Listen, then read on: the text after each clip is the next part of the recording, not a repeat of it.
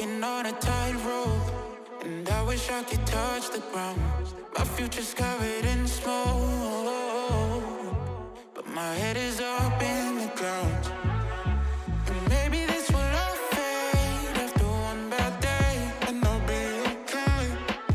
But my life is in the worst place, and I can't wait for heartbreak from my mistakes.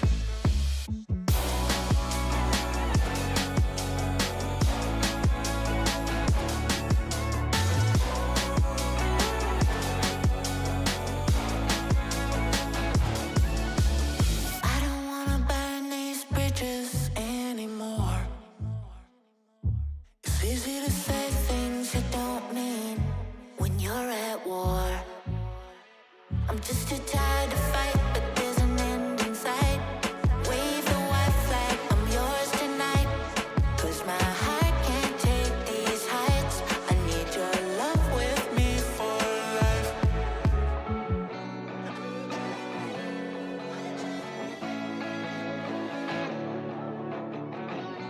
I need your love, I need your love with me for life.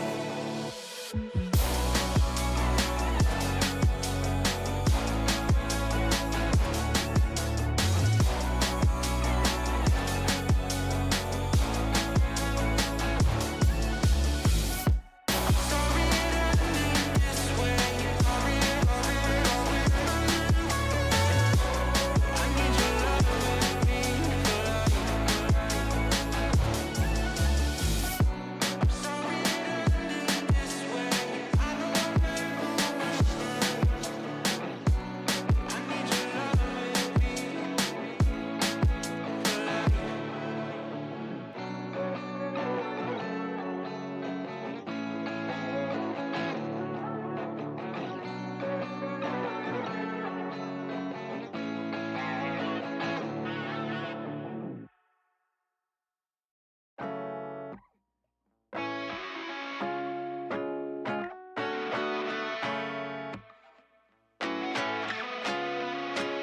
Yeah, some people like me are just destined to fuck up everything that we mess with. If I was made as a joke, I don't get it. Missed the call, but I guess I got the message. Usually I fall too hard, I'm addicted to pain. And if the world's on fire, I'll be swimming in flames, yeah. 'Cause I'm too impatient to wait for change. I know I'm far from perfect. Oh, yeah. But I know I can make it work. I know I can make it work. I'm crazy, everybody knows my name, but I don't even know my name. Going insane, putting heavy on my brain, and I don't even know my name. It's a story about a ID crisis. Used to think my only future was the night shift. Brain on ADHD, autopilot. And through it all somehow I kept smiling. I can never find the right words to say. Only a handful of family ever sees my face. But I'm only human, don't we all make mistakes? I'm drowning in my head again, and my thoughts don't want me to win. They show compassion made of plastic, and I don't wanna be another tragedy. But I'd rather be dead than a skeleton dreaming about the things that he couldn't be. 'Cause I'm too impatient to wait for dreams.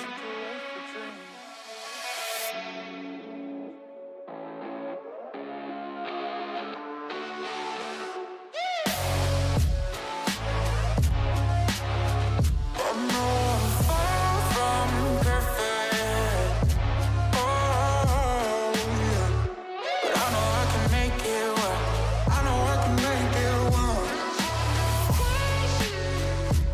I know I'm far from perfection, but I know I can make it work. I'm crazy, everybody knows my name.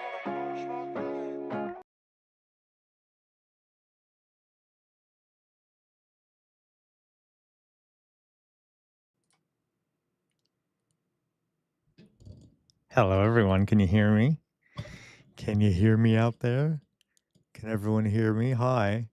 Hello. What day is it? It's Tuesday, January 27th, 26. Hello, everyone. How is everyone doing? Welcome.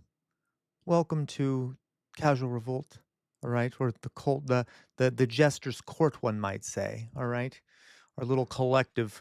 Hi, everyone. How is everyone doing out there? Everyone doing well? Let's see how we got here. Who the hell do we got here? We got AMA Gaming. Always love to see you here, AMA Gaming. You know it. You know how much I love when you're here, AMA Gaming. You're my favorite, of course. Hello, AMA Gaming. We got Gwen Garnett. Gwen, glad to see you back here, Gwen. Glad to see you back here. I remember you from a couple days ago. Glad to see you back here. Yes, thank you. Thank you for asking people to subscribe or like the stream, subscribe to my channel or like the stream, folks. It'll help get more people in here. Thank you, Gwen. Thank you. The place you normally are, Gwen, is trial watching. That's interesting. Where are you normally? That's an interesting, sounds like an interesting channel. Hello, Sir Bartholomew. Hello, Sir Bartholomew. Love Sir Bartholomew, our revolutionary from Canada. Great guy, great guy. Hello, Tomation. Hello, glad to see you here, Tomation. As always, glad to see you here, Tomation. Macy's here. Macy, can't believe my absence hasn't been noticed yet. Macy, your absence has been noticed. What do you mean? I mean, it hasn't been noticed today because you're here. Anyway, Macy, so glad you're here. As always, love having you here, Macy. It is currently the afternoon, a mad scene. Welcome back, a mad scene, over there from the UK. Glad to see you here. Hello, Matt Side Guy. Oh my God, the whole crew is all together again. Oh, this is adorable. Hello, Doug. Did I say hi to Doug? Hello, Doug. For some reason, I didn't say hi to Doug. Hello, Doug, and hello, Matt Side Guy, of course. All right.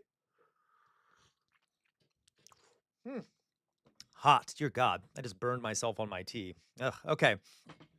I'm sorry, Macy. Well, I noticed I did notice you're missing. How about that? How about I'll just say I noticed you're missing. There you go. Okay. What do you mean? What do you mean? How am I being weird? What do you mean, Doug? First of all, Doug, few comments here. One, when am I not being weird? Second of all, what am I doing that's weird? I'm just saying hi to everyone, and like I know I'm talking in kind of a slow, very like friendly way. That kind of seems psychotic, but that's just part of the bit, Doug. You gotta mix it up to keep people interesting. You gotta get to keep people interested sometime. Um, you didn't acknowledge Matt Saiga. You didn't acknowledge me almost being scammed on Discord, Sam. Why do you hate me so much? I don't. What do you mean you were scammed on Discord? On our Discord? Hello, Sativa. Glad to see you here, Sativa. More ways than one. Hello, Sativa. Glad to see you here. What happened, Matt Saiga? You were scammed? Do I have to go check? I'll go look at the Discord at some point. All right, I'll go look at the Discord and see how it was that you're being scammed. Okay. So, hello, folks. We got a lot to talk about, as always. As always, got a lot to talk about today. Oh, gotcha, Matt Saga. Okay, I'll take a look at it, Matt Saga. I'll figure it out what you're talking about. Okay. Um. By the way, you're the weird one, Doug. You're the weird one, Doug. How dare you? All right. So much for us to talk about. Let's see how many people are here. I didn't see that many people in here when I started. Maybe I need to wait a few moments just to see who else comes in. Oh, we got 8 people. 8. Did the notification go over onto? It did. It did go over onto over on Discord. Interesting. Okay. Well, more people are coming in. Hello, a bright love. Glad to see you here. Hello, Asmit. Hello, Asmit. And bright love. Love both of you. You're the greatest. The goats. Okay, the goats as always. Oh, you're all the greatest, right? You're all the greatest. What can I say? Okay, so let's start, guys. We got a few things to talk about. I prepared a body swap. You know you can. Boop. Boop, boop. There you go, body swapped. I just booped you. All right. Hello, Louise. Oh my God, everyone's coming in now. This is great. So happy. So am I acting like I'm high? I'm not meaning to. I'm not actually high. Maybe I just need to drink more of my tea. Glad to see everyone here. Body swap, as always, glad to see you. So we got a few things to talk about. One, thank you, Asmit. One is that Greg Bovino appears to, don't we all, Asmit, appears to be taking his ball and going home. Now, that just means he's going to be going back to California to his regular crime ground. Then the regular place he kind of does his attacks on people. But hey, he's acting he is at least leaving Minnesota, so that's good news. Hello, Henry G. Welcome back, Henry G. He's at least leaving Minnesota, which is, I guess, a retreat of a sort. A retreat of a sort. It's possible, Elliot Waffles. It's possible, which I would like. Hello, Alyssa. Hello, Alyssa. So it does appear as though the Trump administration maybe doing somewhat of a tactical retreat. Now, that's good news. I need more details before I'm too happy about it, because first I need to know, did Tim Walz give them something in exchange for this? Because I don't know if he did or not. Two, I think they're still going to be raiding on the ground. Like, I don't know.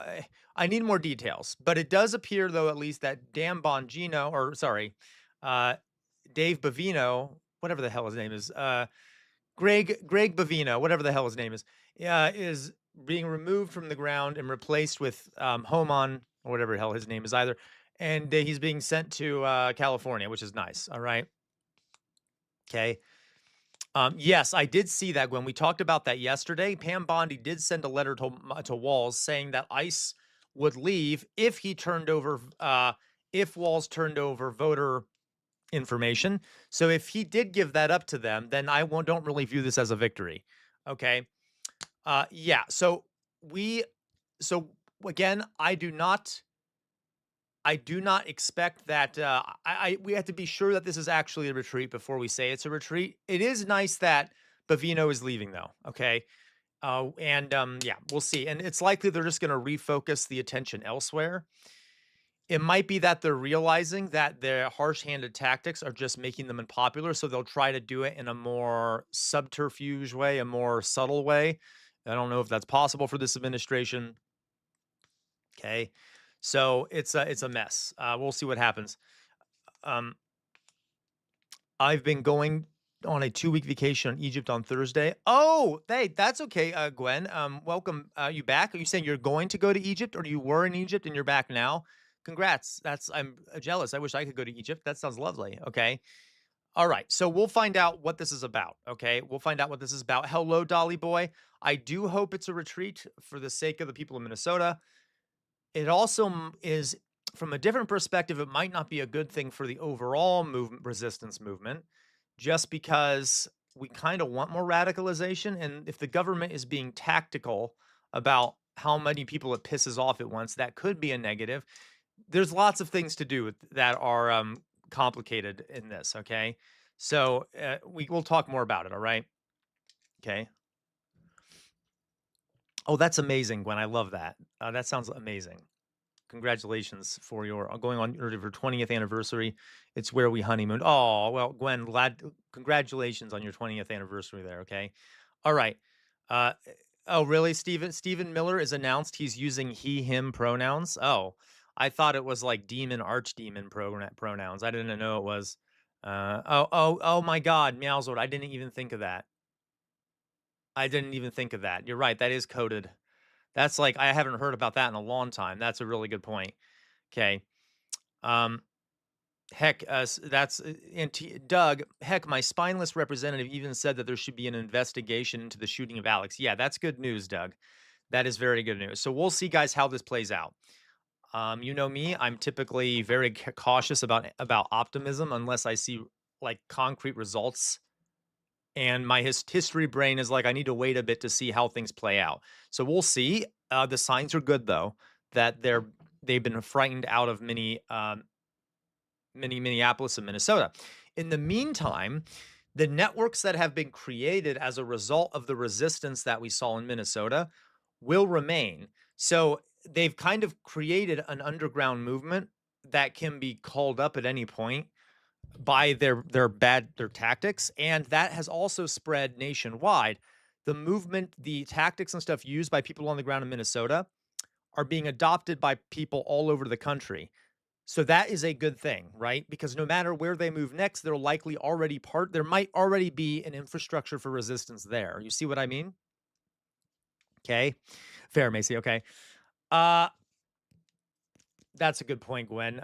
Yeah, he's not exactly cool enough to be a demon. So anyway, so we'll see how this goes. All right. So what we're gonna do today, guys, we're We're gonna talk a little bit about that. We're gonna watch some stuff on Twit excuse me, X, I guess you could say,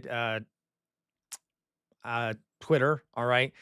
We're gonna do I'm gonna do a presentation on how wealth inequality gets historically, how it ends, the best ways to end wealth inequality historically, and then we'll talk about some news. We'll do a whole bunch of different things. Okay. I know, I know.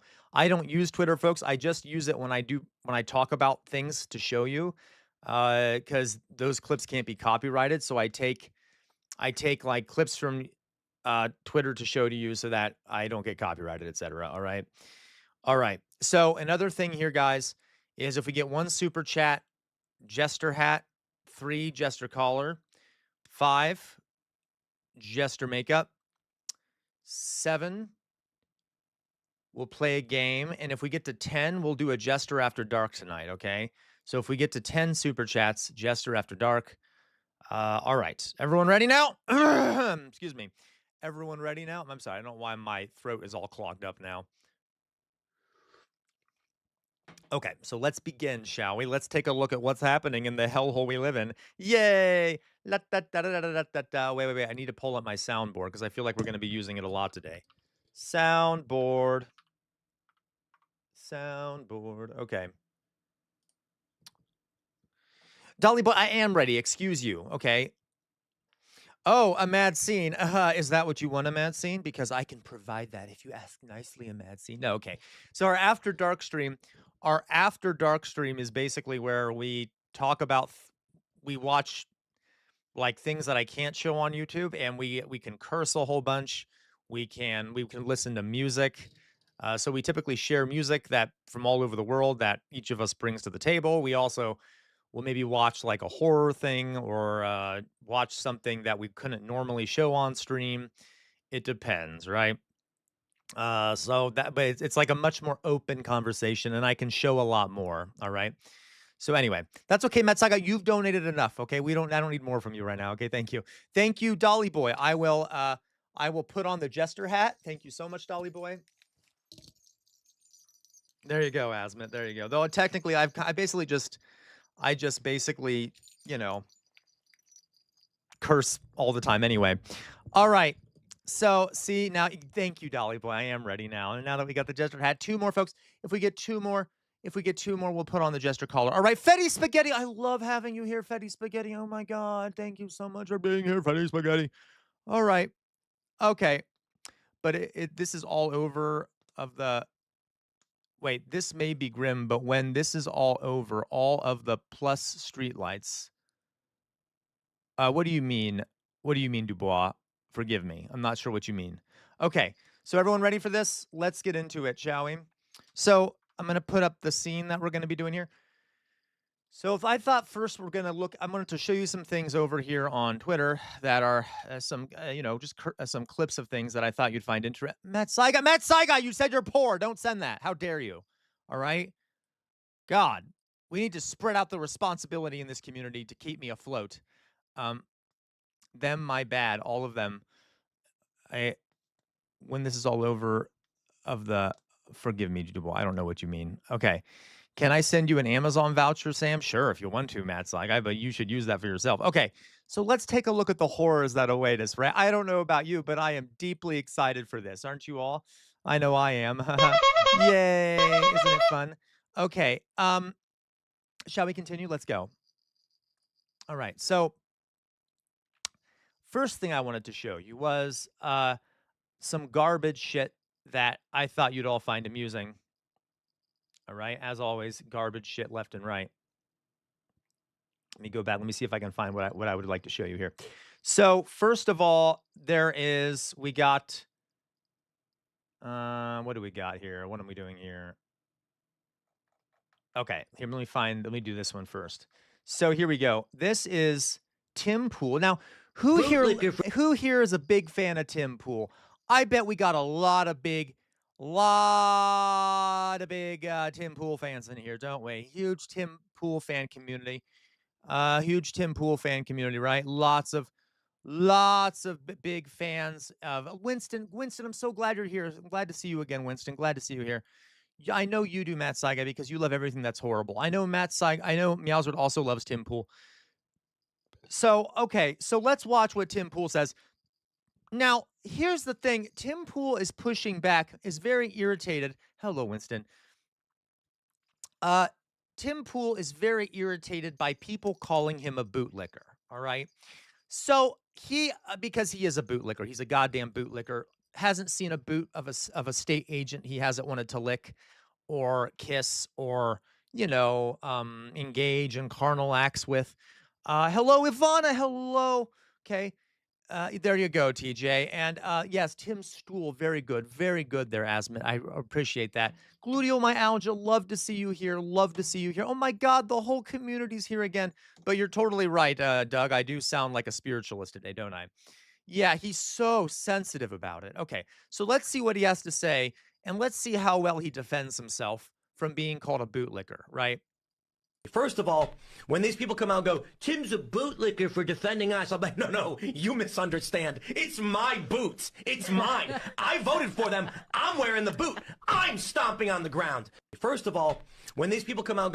So okay, so his defense of not being a bootlicker is that he himself is wearing the boots. So no. I am not licking the fascist boots. I am the fascist. There you go. Exactly, Meowsword. Like I just love like that. Now that's a pretty funny defense, right? You know what? I'm all for that. Sure, you're not licking the boot. You're just a fascist. Okay. Deal. Deal. Love that. So, isn't that lovely, guys? Don't you? Isn't that a great way to defend yourself? So, okay. I know who, I don't know. No, I don't know who that is. I don't know who that person is. Okay. So, yeah, there you go. Right. He must be, that's a good point, Asma. He must be bending down to lick his own boot, which again, guys, no kink shaming here. No kink shaming. I'm just saying that is not necessarily a way to defend himself. Okay. Well, yes, Henry, of course, you've never seen him without a beanie. Undoubtable, he has some hair loss.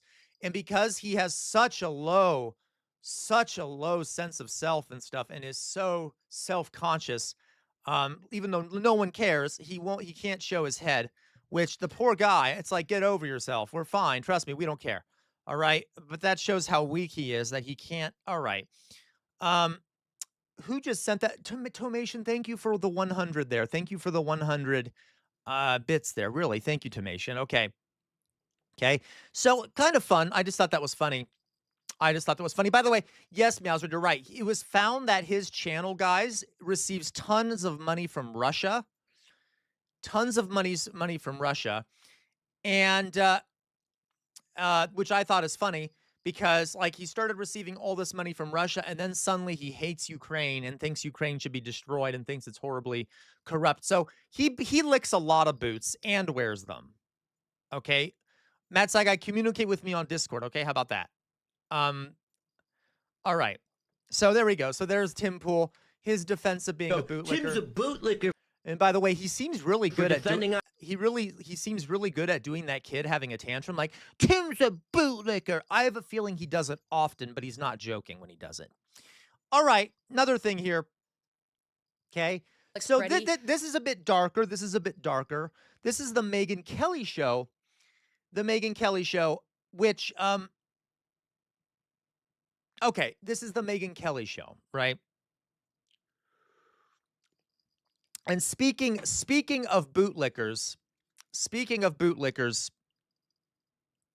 okay, this is Megyn Kelly, who used to be on Fox News. Yeah, what are you doing? What's going on here? Yeah, you're a lizard person. I'm very confused. What am I missing here? All right, Tim needs to wipe that Trump blank off his lips before recording. I agree, Doug. I mean, he really ought to get a bedroom before he records for the sake of any children nearby. Okay, Dolly Boy. Oh, hey, it's the mega pedo defender. 15-year-old is jailbait. Yeah, isn't that hilarious, Dolly Boy? She's a lunatic. Yeah, that actually might be true. Henry G might have gotten cut down to size. That might be he's cut down on streams because that money got cut off. All right. Okay, thank you, Resident Union Thug, for that. Yeah, Trump's cream of wheat, right? Okay, ew. Oh, God. Why'd you ruin cream of wheat for me, Meowsword? All right, so here we go. Um, here we have Megyn Kelly. This is her take on the murder of of Alex Preddy. Okay. Here is her very interesting take on the murder of Alex Preddy. Let's listen. I know I'm supposed to feel sorry for Alex Preddy, but I don't. I don't. Do you know why I wasn't shot by Border Patrol this weekend? Because I kept my ass inside and out of their operations. Oh, I'm sorry, Tomation. I didn't know that, Tomation. Forgive me. Okay, forgive me. It's very simple. If I felt strongly enough about something the government was doing that I would go out and protest, I would do it peacefully on the sidewalk without interfering via a whistle, via shouting, via my body, via any other way. I would make my objections known by standing. By the way, a mad scene, check the I have a coffee. I didn't know you had sent me an I have a coffee and I gave you a response. Okay. So a mad scene, check the I have a coffee or I'm sorry, the send me a coffee or buy me a coffee page and you'll see a response I gave you. Standing there without interfering, because interfering is where you go south. And laying hands on a police officer trying to, or Border Patrol officer or ICE officer trying to conduct a law enforcement operation is a felony. And now you are going to get arrested. And if you do anything that resembles resisting, you're in serious trouble. So everyone, you better obey the state. Don't you resist us. Obey. Okay. So basically, in her kind of friendly, oh my God, that kind of way, telling you to be obedient to the state. Obey the state or die. She doesn't feel bad about the death of this ICU nurse who was, by all accounts, a very good person. Even if he hadn't been perfect, he basically was perfect. It still wouldn't justify the death. Of course not. Of course, Henry G. Ashley Babbitt was an unjustified killing, Henry G., according to her, and according to most of the right wing. Now, the death of Ashley Babbitt, completely unjustified, of course. But this guy Alex Preddy, justified, of course. You know what, Sir Bartholomew? I kind of would be into that too. Yes, agreed. Okay. So. Yeah, Mad Scene, we aren't fascists. It's just going outside this weekend might get you killed. Exactly, a Mad Scene. Yes, just don't interfere with the state, folks. Obey me, okay? Or I will kill you and murder you in the street. All right? Exactly. Of course, guys. No, of course, Asmund. Guys, don't you understand? Don't you understand? What's his face? Kyle Rittenhouse is a hero, and so is Ashley Babbitt. Come on, guys, you know that. Obviously, right? It's just that then these other people, though, are all criminals, right? We can agree with that. Okay. So, great, right? Great. So this is the kind of shit happening on the right wing, by the way. Okay. There you go, Lois. All right. So, all right. But you know what, Winston, you're not wrong. As a matter of fact, I've seen several. So Winston says, are the right-wing media folks trying to get back at the left for being insufficiently sad about Charlie Kirk? Let me ask Charlie Kirk that question. Hey, Charlie Kirk, do you think they're insufficiently sad about your death? That we're insufficiently sad about your death? Interesting. I wonder why he's silent. Anyway, yes, I suspect that's part of the reason. And maybe some of them have actually made comments like that. Some of them have actually made comments like that, which include, like, some of the right wingers have said, "Well, you were happy about Charlie Kirk's death, even though very different situation." Yeah, I didn't hear no either. Yeah, it's very rude. He never wants to answer the questions. I wonder why. Why does he never want to answer these questions? Okay. Yep. Macy says, I'm a medium, and I heard him say a certain amount of gun deaths is inevitable. That's a really good point. Maybe he did say that. All right. Really? So, oh my God, just watched Trump boarding Marine One about an hour ago. He actually muttered the words, "You can't have guns." Hilarious. Okay. Anyway, so there we go. That happened. Let's go on here. What else do we got here? This was posted by our good friend Elon Musk. Our good friend Elon Musk. Okay. That's true, Henry. That's true. I wonder why. I'm curious. Is that so? Sam, at least the right wing is on schedule to move the goalpost to LA for the Super Bowl 22. What are you referring to there, Malzord? I'm probably being slow. What do you mean? Okay. So here we got Elon Musk posting this. And I obviously uh this is obviously not something that you will be able to hear. You just got to look at the screen. It says here it's hard to get the moderation just right. And on this image, it says Grok 2025. Okay. And it shows a beach, I believe, in, I don't know if this is Miami or Brazil or something. I don't know. And then the one down here says Grok 2026. And it shows a bunch of women wearing burqas on the beach. And it's kind of gross that they are yeah, Louise. Absolutely, Louise. Is this because Grok has been told not to strip? That's very possible, Louise. But there's also sort of a Islamophobic thing here going on, right? That part of this is, they're having to conceal people because they're viewed as children after that incident. But then at the same time, he's making fun of it. Okay. So, yeah, it's lame, but that's classic. That is very classic Elon Musk shit, right? So isn't that good? Yeah, so that's lovely. Yeah, he's been tweeting a bunch of like white minority stuff, like the whites are going to be killed and shit. Um, yeah, Asmund, exactly. Okay, let's go on here. So that was just one more kind of thing. Here we go. So as I said, it appears that Trump is at least partially backing down. Sam, he's talking. Yeah, right, Matt Saga. Is that what he's talking about? Okay.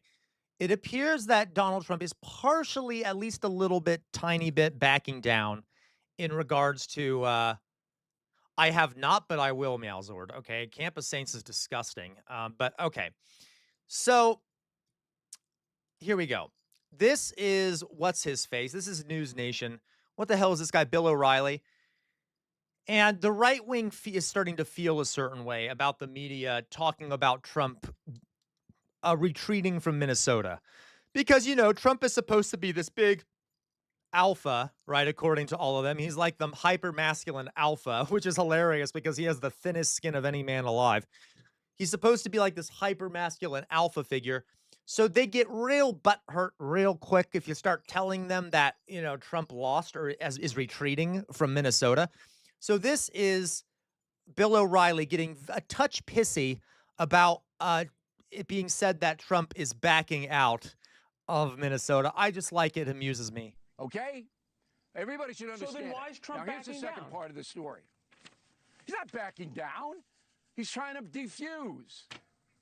Why would you say he was backing down? You want a CNN contract? He's not backing down. He's diffusing the way he should. Now, here, okay? So, okay, apparently Trump, guys, just to be clear, Trump is not backing down. He's diffusing. Okay? Not backing down, diffusing, right? Now, I don't know about you, but technically, you could do both.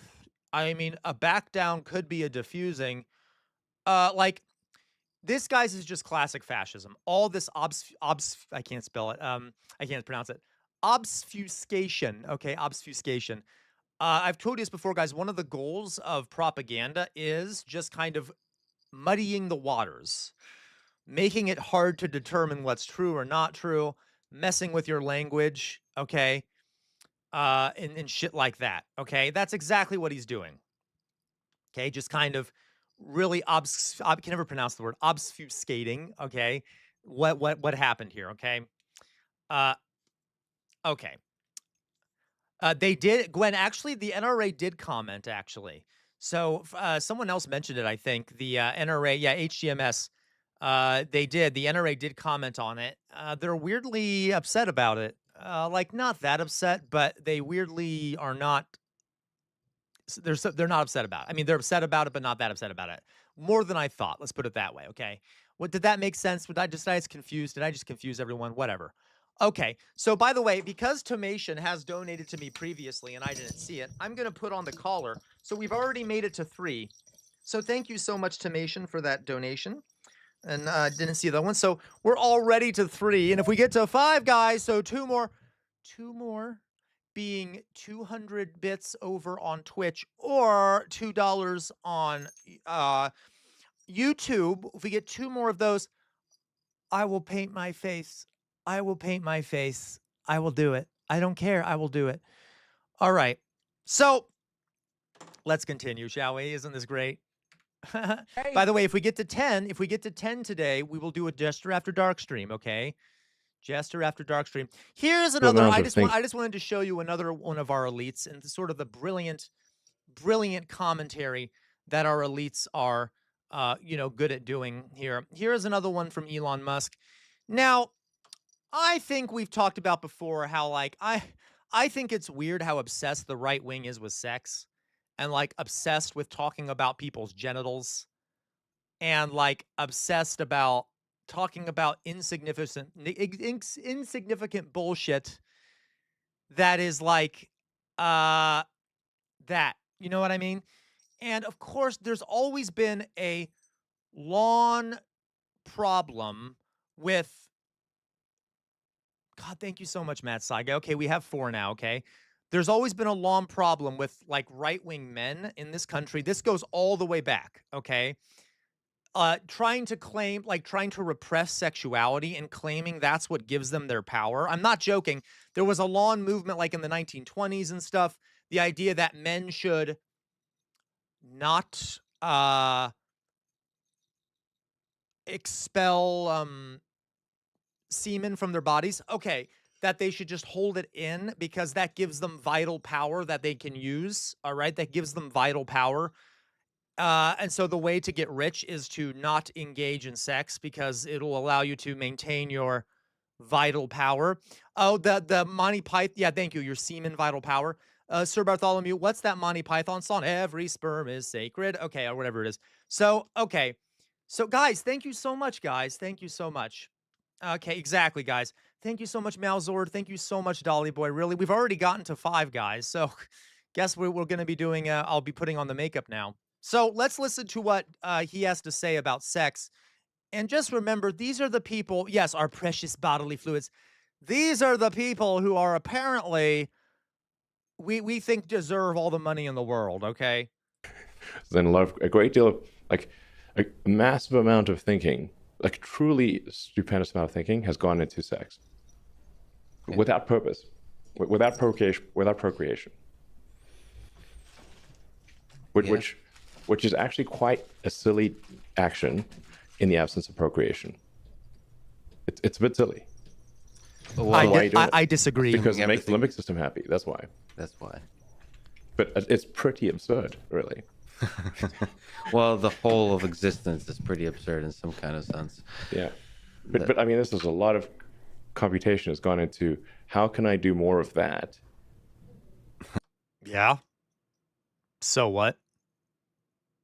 Like, so what? With procreation not even being a factor. This is, I think, a very important area of research by NSFW. No, Philly cheese. I don't think there's... that should receive a lot of funding, especially after this conversation. I propose the formation of a new agency. Oh boy.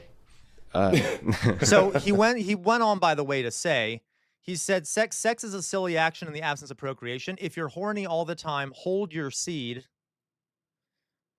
Most men waste their okay. So, well, wait a minute. So he didn't say that other stuff. The guy that posted this is like one of those weird men guys, and he's being used as a he's using Elon Musk.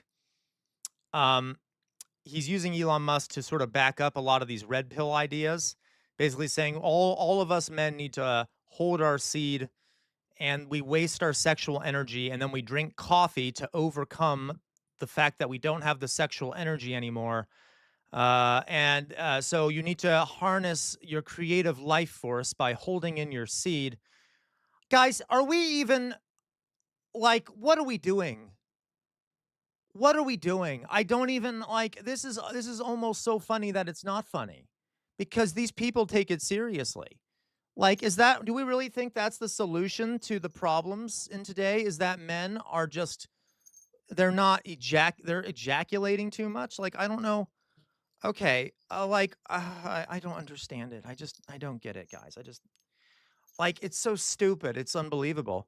It's moronic. It's classic, there we go. Like, I mean, I can't even laugh during the song because it's just so stupid.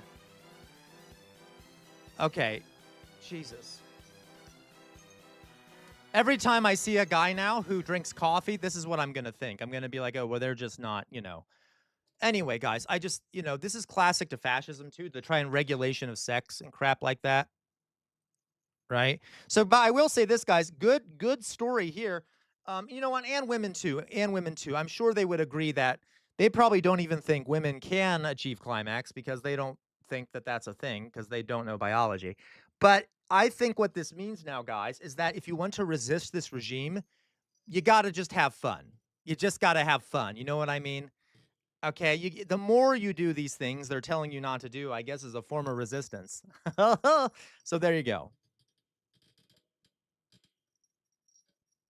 That's my theory. Everyone needs to resist by releasing their vital energy. All right. Okay. Maybe sending it to Elon Musk. Yeah, it literally does, Louise. If you don't ejaculate, it's bad for your health if you do it over the long term. Okay. It's also there's mental health. Okay, whatever. I don't want to go too much into this because I want to stay monetized. All right, but you know what I mean. Okay. No, absolutely not. Like, you don't need fascism, but fascism typically takes it to the next level. All right. Anyway, yay! Isn't this fun, body swap? Yay! Sorry, guys, I'm trying to paint my face here. Oh my God, I just missed. I missed all the important spots, guys, didn't I? Oh my goodness, look at this. Jesus. Oh, awful. I need a drag queen to come in here and teach me how to do makeup properly. Oh, good God. This is a shame. I'm humiliating myself. Oh my goodness. Okay, so yeah, hello, Macon. Welcome, Macon. You came in at a weird time. So that's fun. That's the kind of shit that the right wing is focusing on. And again, guys, isn't it kind of weird how these people seem to always be thinking about people's genitalia? It's just really weird. Or like, I swear, the right wingers think more about gay sex than gay people do, and it's really weird. Like, they form entire organizations just dedicated to thinking about that, and I just don't understand it, right? Okay. All right. I know. Yeah, I'm sorry, Victoria. Okay. Victoria, I'm sorry. I can't see very well because my glasses are off. Hello, Victoria. So glad you're here.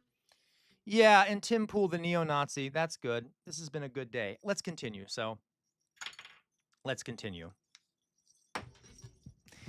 That's what he said, right, guys? Okay. Let's continue here. So while I'm putting on the makeup, there's more I could show you. All right. Oh yeah, this, I'm just gonna show this to you while I'm putting on makeup. I'll let you make your own conclusions from it, okay? Let you make your own conclusions from it. I don't want to say anything about it. I just want you guys to hear it, and then you can come to your own conclusions. All right, you can come to your own conclusions. They said to me, your son is retarded. We think your son is retarded. So I thought, oh, wow. Of course, I knew Elon wasn't retarded. And then the teacher took over and she said, well, yesterday, again, he sits and stares out of the window while everybody's taking note in the class. The other kids are taking note. He sits and stares out of the window. And she said, nothing she does gets his attention. And she actually went up to him, pushed him on the shoulder before we jump around and look at her. And then she said, what? He asked him, why? What are you doing? And he said, look, the trees are getting green, or they're all getting leaves or something to that effect. So I thought, well, that's a reasonable, I didn't see anything wrong with that. They said to me, Okay, so that's your it. son I just thought that was funny how, and I'm not, I don't really like that. I don't like that, I don't like that word, but it is funny that his teachers originally thought that he was, you know, you know. I'm doing what gluteomyalgia told me to do, making vertical eye slits. So forgive me, blame gluteomyalgia if it doesn't look good. I'm just taking gluteomyalgia's advice to do vertical eye slits. And it won't be that great because obviously it'll be hard to do, but how does that look, gluteomyalgia? Is that okay? Does that look like a good vertical eye slit? All right. Give me a second. I need my towel. Oh.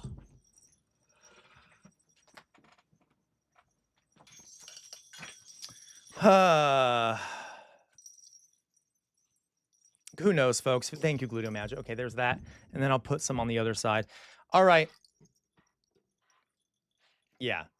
No, guys, I know. I hope you know. I'm not actually saying that like daydreaming makes you that. Okay. I'm just trying to be an asshole because I don't like Elon Musk.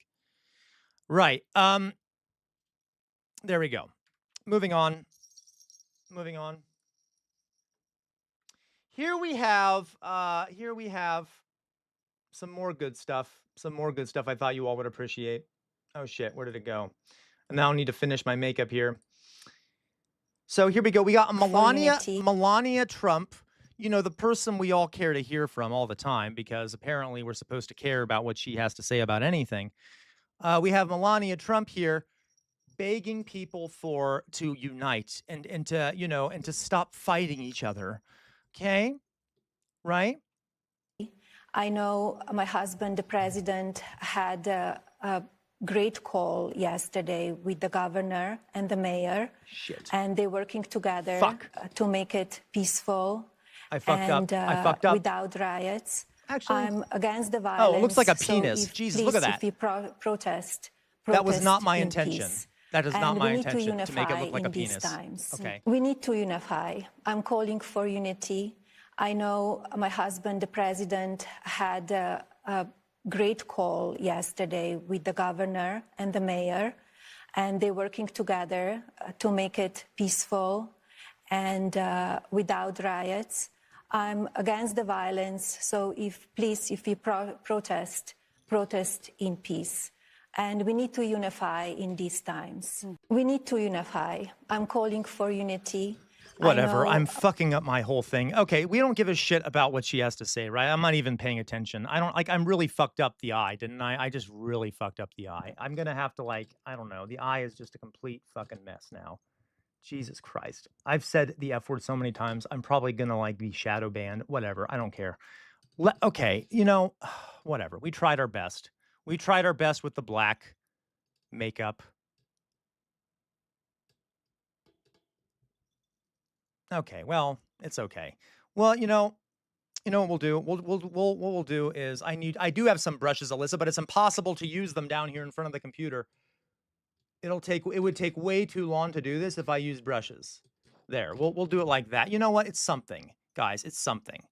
This isn't bad. I'm willing to, it looks horrible, but it's not like we can, this is salvageable, I think. I think I can salvage this. I just need to put it all the way around my eye, essentially, to sort of, I don't know, oh, goddamn, you know what? I'm making it worse. Nope, I'm making it worse. I'm making it so much worse. I am making it so much worse.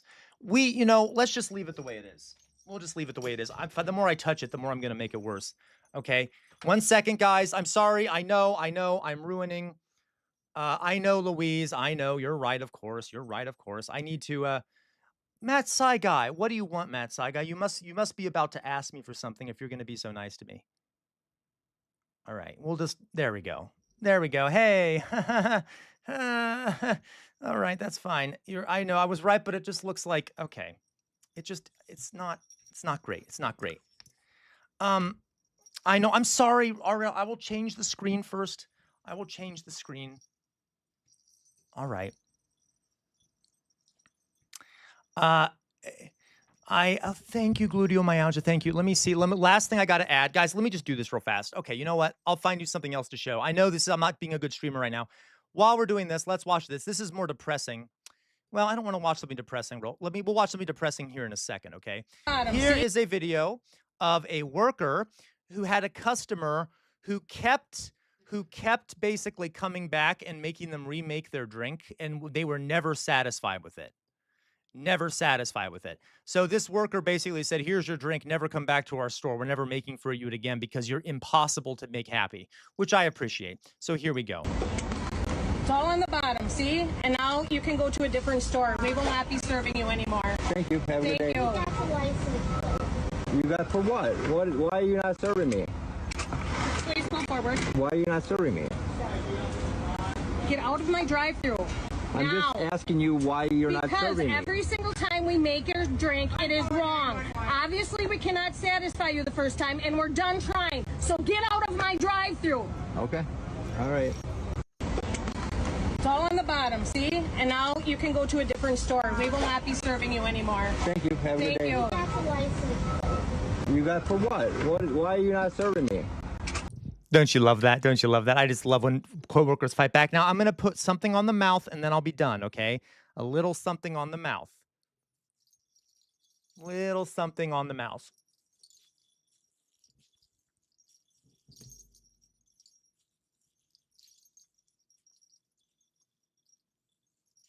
How dare you, mad side guy? All right, there we go. Okay, I think we're ready. I think we're good to go now. All right, we're good to go. Ninjester, thank you, Ninjester. Workers unite against bad customers. Okay. All right, you guys. So let me put this shit back on here. Boop. Yeah, so this is a Wendy's. There we go. Oh, this is cute. It looks horrible, but hey. What did I miss here? What comments did I miss here in the chat? What did I miss here? We got, it looks good. Actually, oh, Kimisty, thank you. Welcome, Kimisty. You should stay around because you're nice to me. Sam, am I hungry? Of course, I'm always hungry, Alyssa. What do you mean? What do you mean? Not serving you because you're an insufferable prick? I love that, don't we? What a waste of air. Okay, you got to be one nasty I agree. All right. Okay,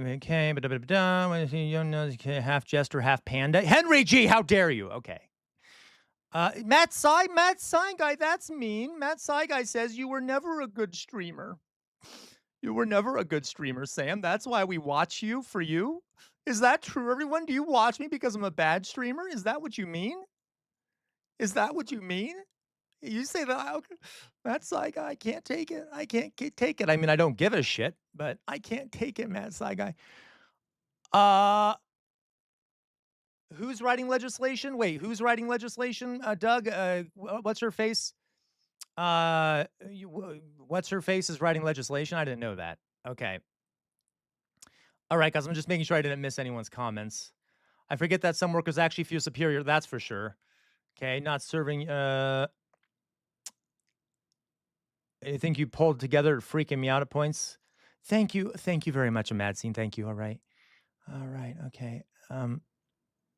Okay, dance for us, Jesta. Lois, so I am not compliment fishing. How dare you? All right, everyone. Okay, thank you, gluteomyalgia. Thank you. All right, so let's continue, shall we? Guys, I don't give a shit what Matt Sai guy said. Okay, I hope you know that. I don't actually care. Like, I don't care what Matt Sai guy said. It's just a joke. I was trying to fake sorrow. Okay. All right. So let's continue. Let's continue, shall we? What else do we got going here? We got more here.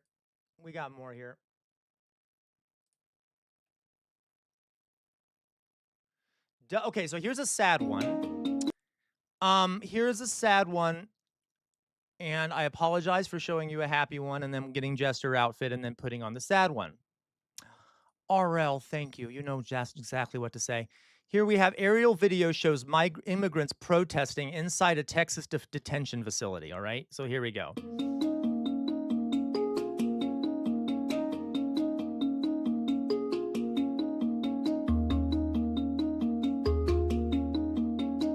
Okay, I know, me too, Sir Bartholomew. You're right, Mummified Butterfly. I really ought to get a mirror for down here. Thank you, gluteomyalgia. So yeah, that's that. So a bunch of people protesting, trying to get out of this. Look, this looks like a goddamn concentration camp. Can we just be like 100% honest here? So that's good. That's the state this country is in. Yay. Yay. It's sad and hopeful at the same time, but like, oh my God. Oh, why are they outside too in the cold and shit? I don't know if, and there's a baby. I don't know if you saw this. This woman here has a baby in a stroller, it looks like to me.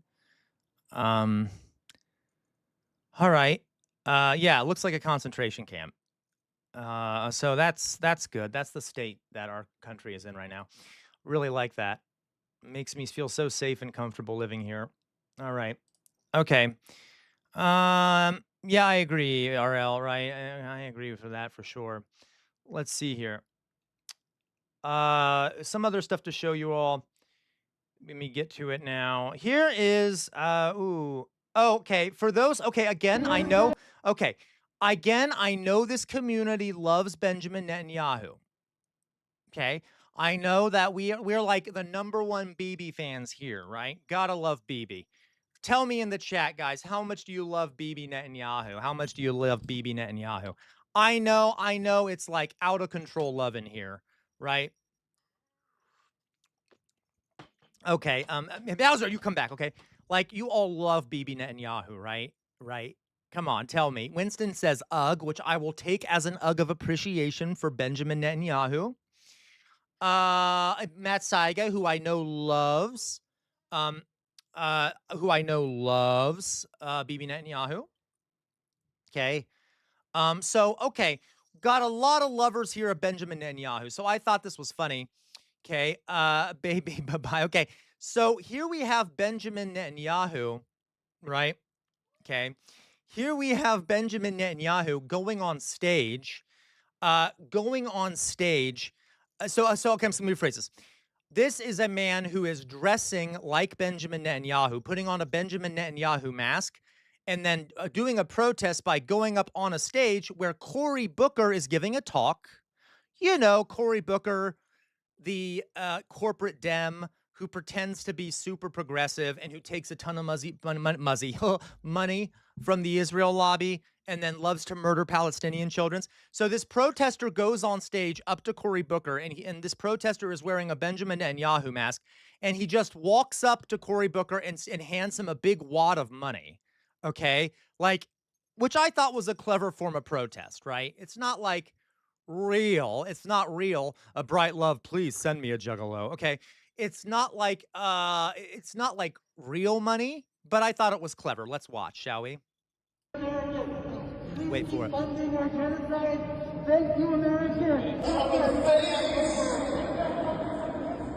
AIPAC bearing gifts.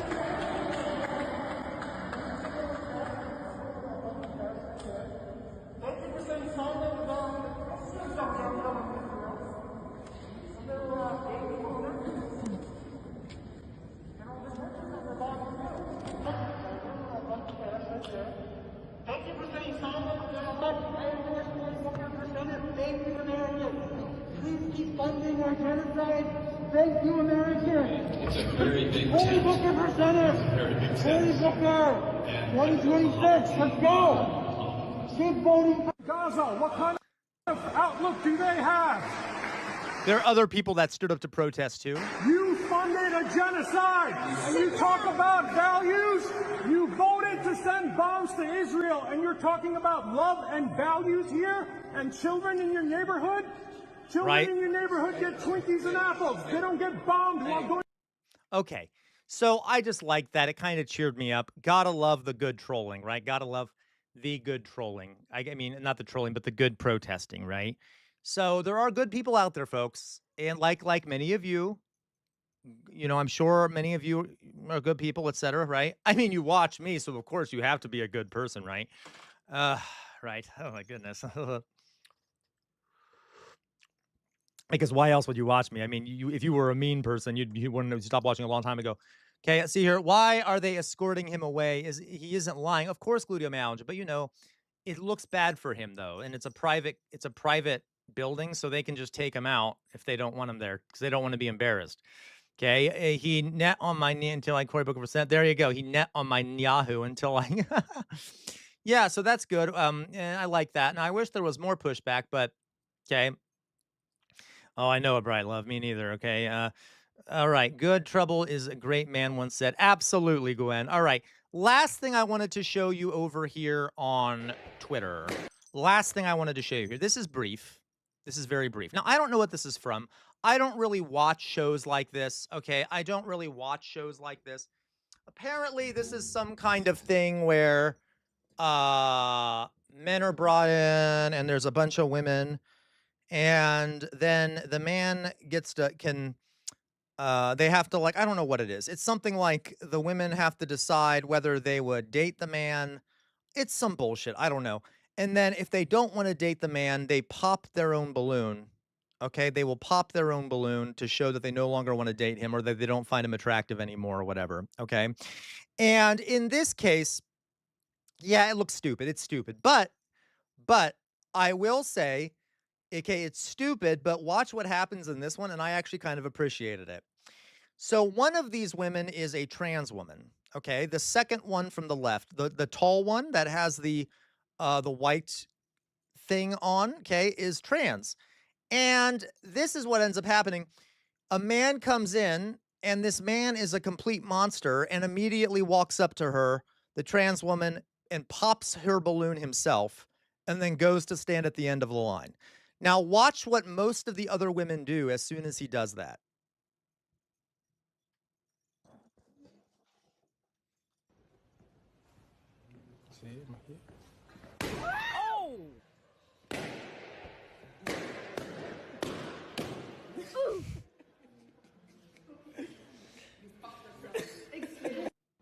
So, other than those two women right there who are a bunch of bootlickers, most of the women ended up clicking it, right? Most of the women ended up clicking it. I mean, popping it, which, hey, I guess that's something. I just thought it was interesting, okay? Um, that's called solidarity. Women need to stand up for each other, right? Unlike those lunatics, what is it? The radical feminists over in the UK, what are they called? You all know what they are. You know what they're called. The J.K. Rowling types, the TERFs. We unlike the TERFs, at least these women actually respect each other, right? So no more. Okay, so thank God for that, right? All right. Okay. All right, guys, let's move on, shall we? Thank you for letting me show you a few things here on Twitter. I suspect there's other things I could show you. For example, you know Mr. Mamdani? Yeah, I know, Louise. And if you guys, Harry Potter books, okay. If you go back and read them as adults, you will start noticing things that you didn't notice as kids that are kind of disturbing. All right. Like, there is some anti-trans shit inside the novels. I got to tell you, amongst other things. All right. Okay. So, next thing here, Mayor Mamdani basically refused to close down schools. Refused to close down schools in New York City during the snow that they were having. Okay. And then, but because he wanted them to learn, the kids to learn. So what he did instead was he actually randomly showed up to kids' virtual classrooms and like read books to them and stuff. So I love Mamdani. He's just so good. I don't want to show this clip, but isn't that nice? That's what it means to have a good mayor. All right. Putting my face back up.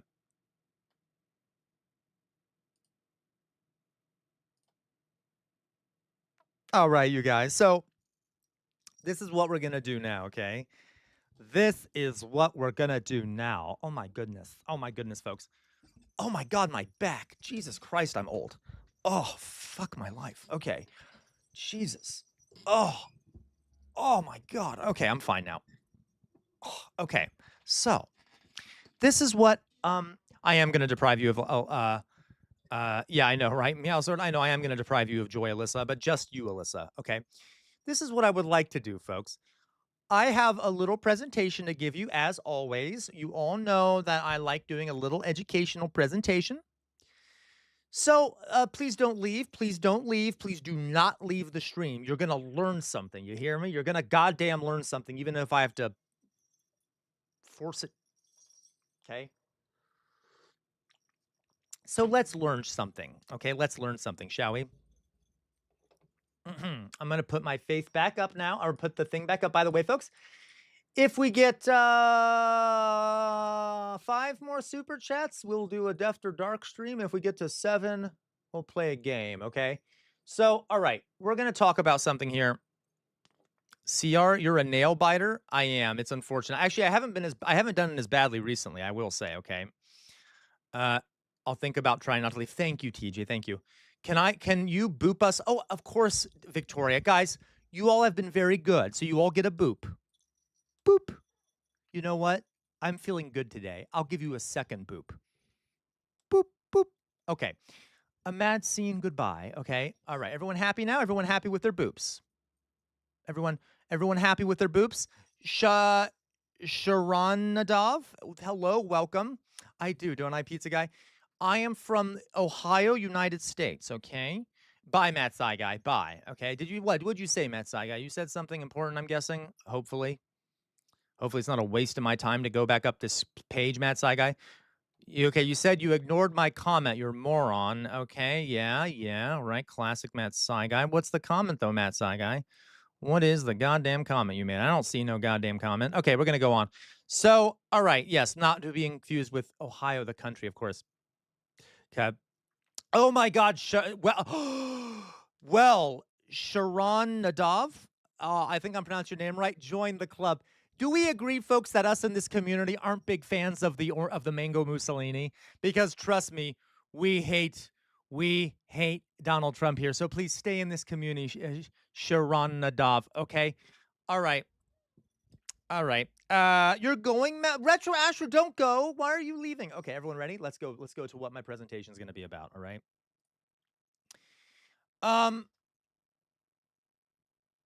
I did not, Henry G, but that's hilarious. Okay.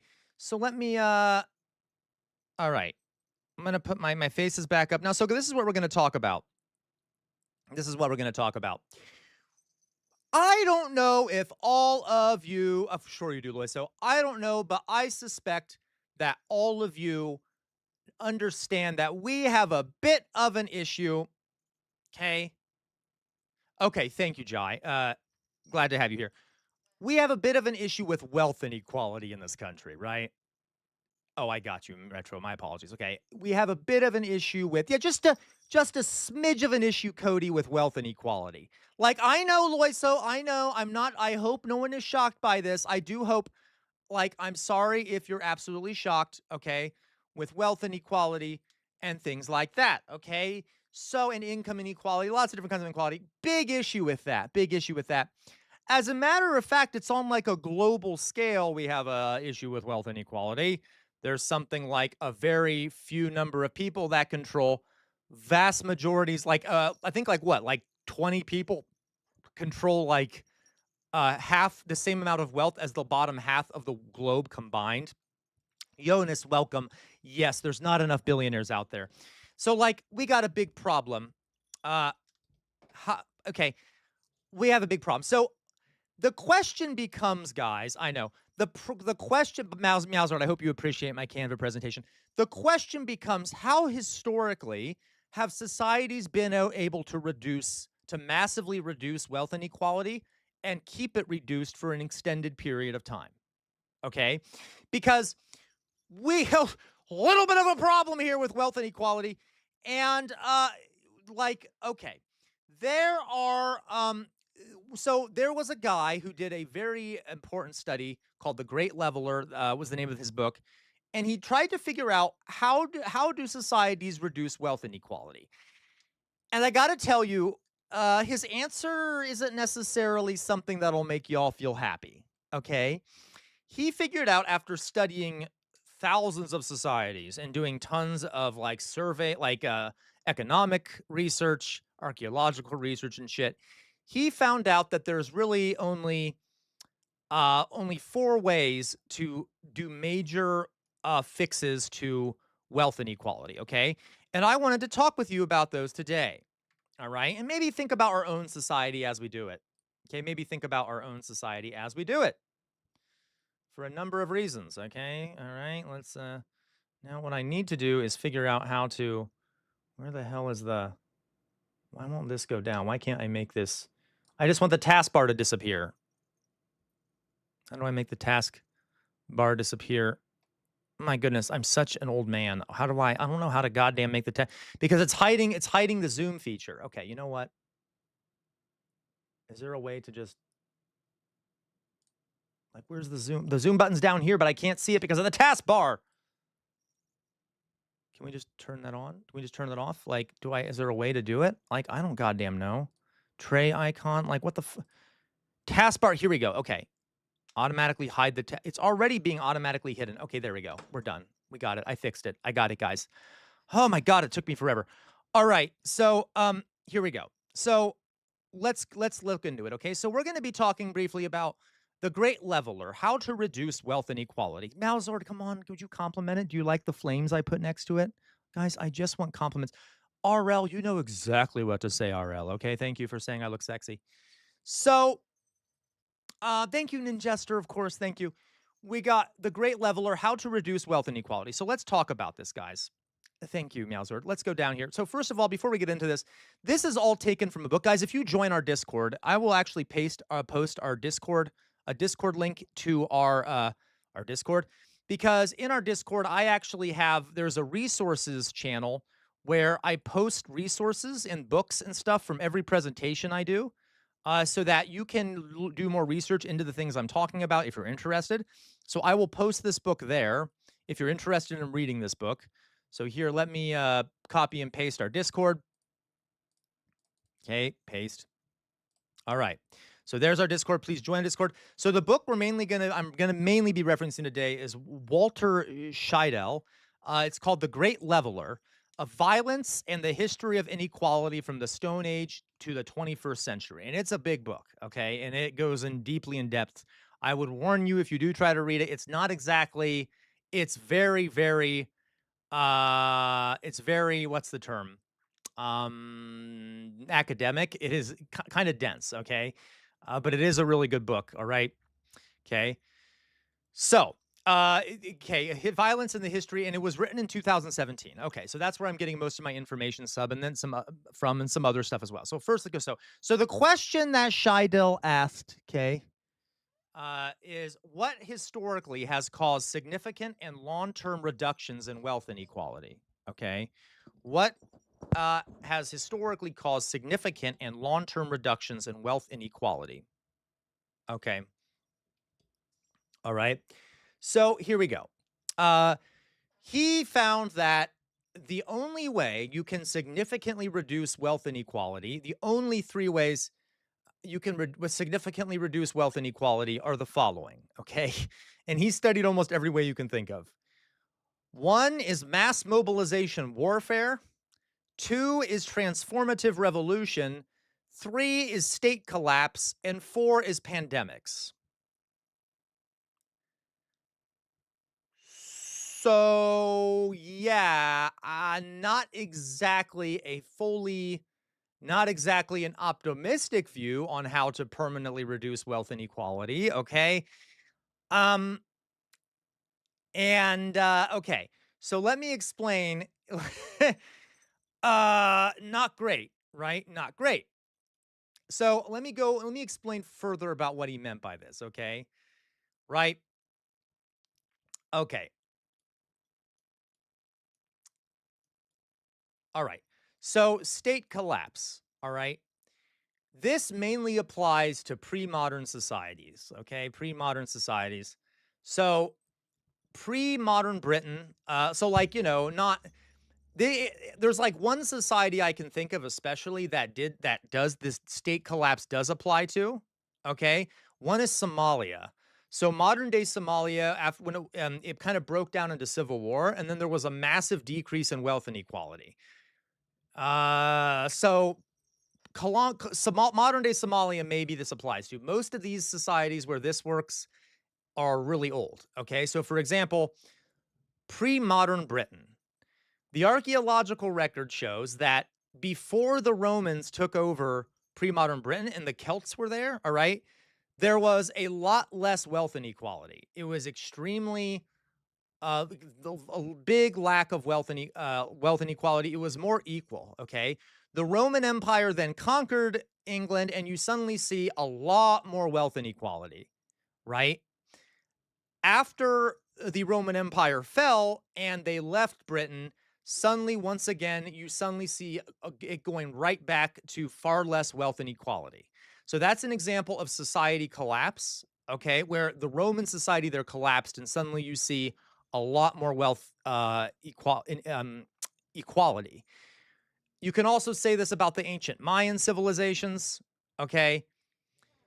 Yep, absolutely, Jonas, absolutely, okay? And it wasn't like, yeah, absolutely, Jonas. Somalia, a lot of it, almost all the reasons were because of the colonists, right? So, yeah, in Somalia, like it was the colonists were to blame for all that, all right? But you did see a massive reduction in wealth inequality after the colonists left, okay? So, all right. Matt Saigai, I'd have to check. I am not sure. I have to look, all right? Who would have thought?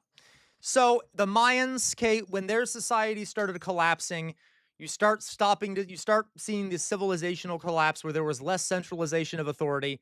People started dispersing into more egalitarian hunter-gatherer groups and stuff. You suddenly see a massive reduction in wealth inequality. Because, guys, for most of human history, we lived as bands of hunter-gatherers that were pretty much egalitarian, right? For as far as we know. So, like, for most of human history, we didn't have hierarchy and we didn't have massive wealth inequality. It's almost like we're meant to live in that state. But as soon as you add civilization, you start seeing wealth inequality. So whenever a civilization collapses, you oftentimes will see moving towards less wealth inequality. Okay. So, all right. So, that is one of the ways you can see a massive reduction in wealth inequality is if a state collapses. Not that great, right? Another way here are pandemics. Massive, horrific pandemics, okay? So, that kill lots of people and cause lots of damage. So let me give you an example here. The Black Death, okay? Yeah, Matt Saigai, as we were, when we were in hunter-gatherer groups, I've presented on this before. There were very little hierarchy in hunter-gatherer groups. Okay. Loiso, that is not true. We know some about hunter-gatherer groups because some still exist. If you're talking about ancient hunter-gatherer groups, yes, we know very little. A lot of it's conjecture, but we can also talk about modern hunter-gatherer groups, which typically have a lot more egalitarianism. So we can kind of guess based off that. You're right. We don't have perfect knowledge of that before. Okay. So anyway, Black Death, 14th and 15th century. All right. Let me give you an example of this, right? So the Black Death, when it came to England, it killed a large number of people, right? It like wiped out vast swaths of England. There's some people that say that up to like 50%. Okay. Exactly, Lois. Okay. But Lois, you're right. I will say that there's not much evidence for like old hunter-gatherer groups. Okay. I agree. So, but like, okay.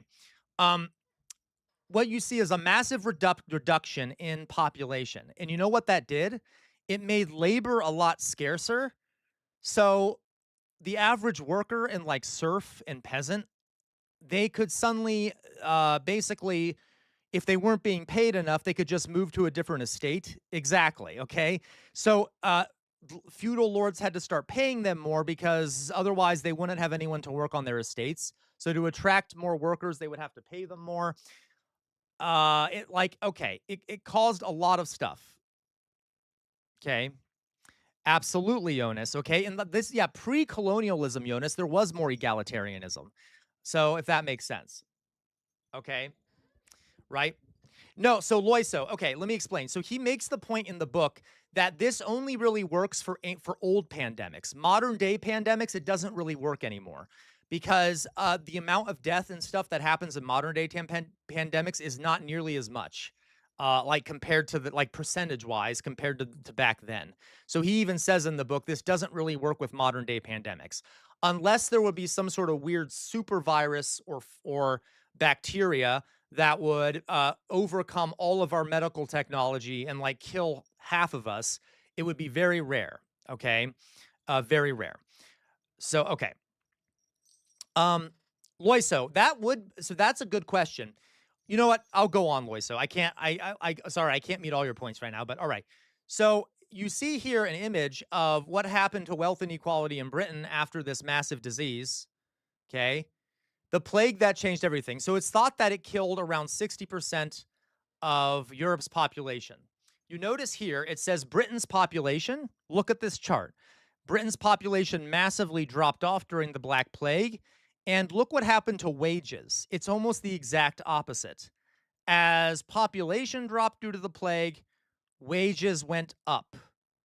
And you start seeing much less wealth inequality. Okay? Now, this didn't last. A lot of this did last for a long time, but it wasn't permanent. It lasted longer than most other changes do. Okay? So pandemics can massively reduce wealth inequality. And again, we're not talking about the moral aspects of this mass death. Okay? But, okay. So, for example, let me give you another example here.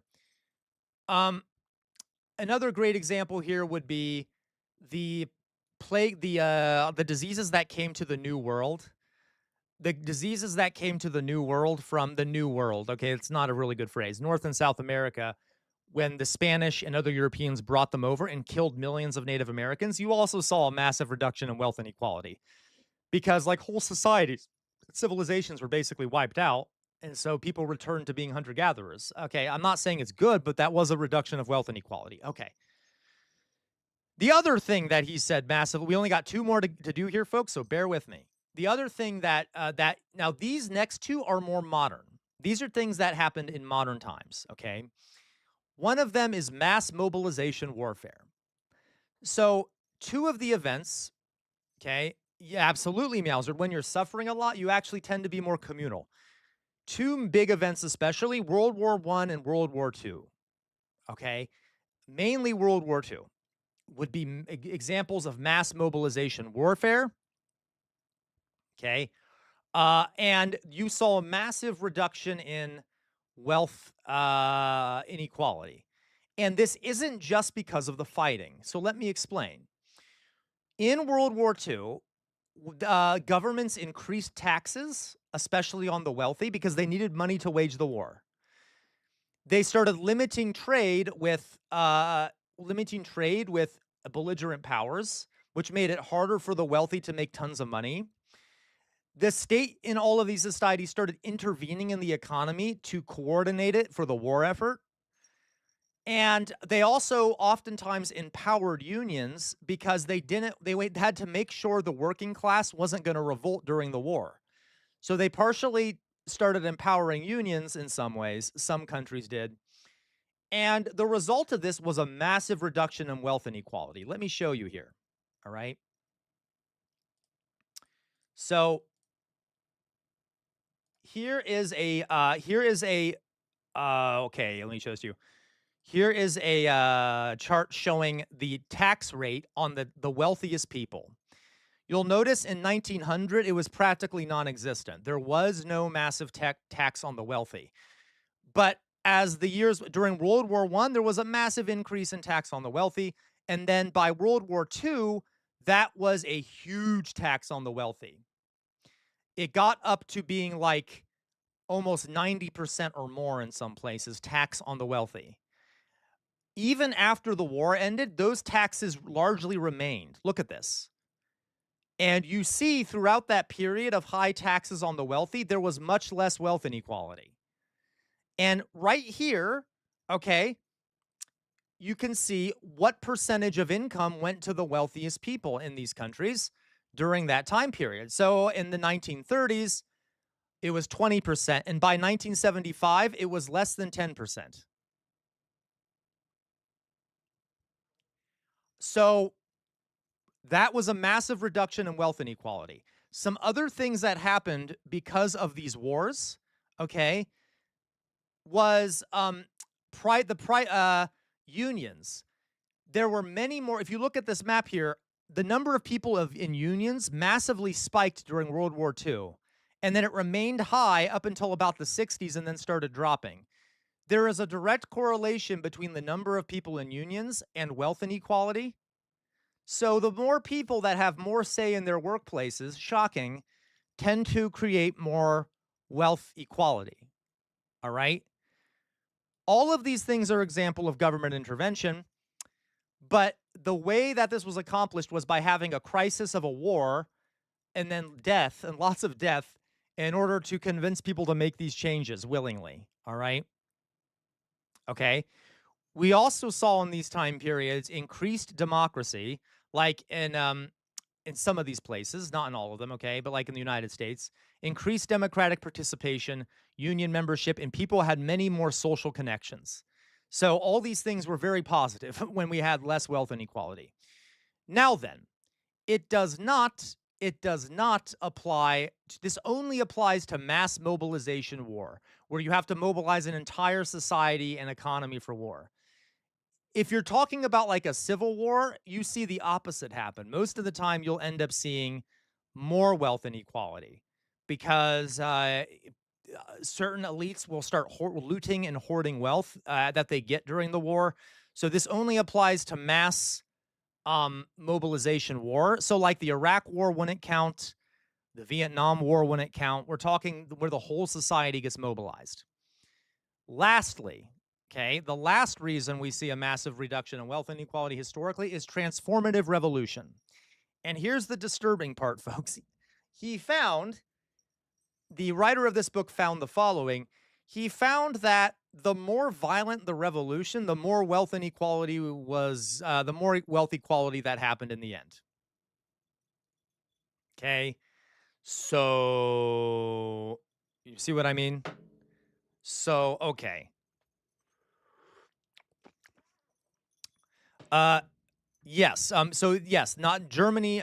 Germany Nazi era does count as mass mobilization, and I want to point out, folks, he did make it pretty clear that these are the things that work, but not even these things always work. Okay. So like, it doesn't work in every society, but the times where we have seen it work for a long period, it has been these things, even though it doesn't happen the same everywhere. Okay. A whole society gets mobilized relative to the wealthy's assets. Yes, Meowsor, but also the wealthy's assets often get taken and then used for mobilization. Okay, so he found a correlation between the amount of violence and upheaval and the amount of wealth equality. So the more violence, the less wealth inequality you have. Does that make sense? Okay, I know that's horrible. So he looked at multiple revolutions, but the three I wanted to point out were the French Revolution, Russian Revolution, and Chinese Revolution. And the French Revolution, there was some wealth inequality, but that went away pretty quickly, or it was reduced permanently, but then it kind of went back up a bit. Okay, but there wasn't as much violence during the French Revolution as these other ones. During the Russian and Chinese Revolution, you end up seeing a massive reduction in wealth inequality, and it ended up lasting for a very long amount of time. And only when China really started, I guess, liberalizing their economy, do you start seeing the wealth inequality really start picking up again. All right. Okay. Yes. Yeah. Yes. So that would be the the Qin Dynasty Revolution, and then the following CCP Revolution. Combined, basically, you saw a massive reduction in wealth inequality, and it was best maintained. It was best maintained in China and Russia, this difference in wealth. But even in both of those places, though, there was still a bit of wealth inequality after a while, but it was kept for the longest in these societies. Okay, so, but isn't that interesting? And here's a little image of Lenin. Okay. So, and he concluded that the more violence during these things, the more wealth inequality disappears. All right. So, let me zoom out a bit here. That's the presentation. As a repeater here, he concluded that the 4 best ways to reduce, that is for sure, Loy. So that is for sure. Okay. So, the wealth inequality here was the 4 things that caused the best reductions of wealth inequality were disease, state collapse, total mobilization, war for total mobilization, okay? Total mobilizing war, and then transformative revolution. I know that doesn't sound great. And the guy that makes this book makes the argument that the only one option left, essentially, is transformative revolution. He does go on to say, though, that he also looked at nonviolent ways of reforming, and he found that most of them don't work very well or have very limited success. So, like, guys, even when we talk about Sweden, which has pretty low wealth inequality compared to lots of other places and has sort of a social democracy, do you know when all of that started? It was during World War II. So a lot of the societies that have less wealth inequality, they started this process during a giant war, okay? Most of the societies that have tried land reform and have tried to do things like redistributive wealth oftentimes see a reversion to more wealth inequality after many years after that, okay? Yeah, exactly, Tomation. And the other thought here, guys, is that it's almost like the people in your society, the wealthy included, need to go through a pretty big trauma before they're willing to fundamentally change things, okay? Right? Because a lot of this happened during crises where it was a lot easier to convince people that you needed to change things. Okay. So, all right. That is my presentation here. There you go, Gwen. National health care was due to World War II. And I think, guys, honestly, one of the big issues with the United States is that even in World War II, it was a crisis, but we were never invaded directly, right? The United States has not suffered much from like massive wars as other places have. In the Civil War, we did, but that was, again, as he said, civil wars don't really result in a reduction in wealth inequality, right? Yep. You're right, Tomation. So, okay. Do we get it now? So it's just something to think about. A bit of information I thought you guys would find interesting to give context to these arguments that we see today about wealth inequality. All right. So his ultimate conclusion is that violence and upheaval create wealth equality. There you go, Lois. So anyway, just something to think about. Yeah. Oh, absolutely, Jonas. We would like come in late to wars and shit all the time. And like, guys, I got to tell you, does this, by the way, yeah, it did. It had good results. Like, I want to point something else out here, okay? He also is clear in the book that this doesn't mean there aren't other ways to fix things and that his analysis is incomplete because, technology changes all the time, ideas about the world change all the time. But it might be that the way to fix these things is to do massive revolutionary change and then try to limit the violence. Like, you can't just mess around the edges. Yes, it's good to raise taxes on the rich and stuff, but if you really want to fundamentally change things, we really need to do a lot of stuff, not just tax the rich. Does that make sense? Okay. That doesn't mean we shouldn't do those things. It might be we need to do a lot of things over time. Okay. Yeah, exactly. Gwen, right?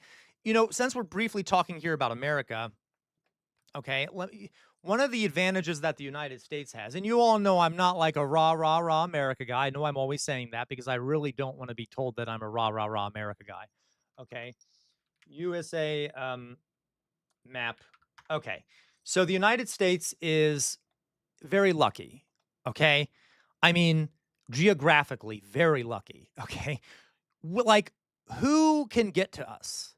Like, okay, Mexico and Canada, but no offense to Canada, but like, how are they gonna? Okay, like we don't really have anyone on our borders that's a threat to us, and anyone that is near us that's a threat to us, we just destroy them and overthrow their government. Okay, it's not like we have to worry about someone invading, necessarily.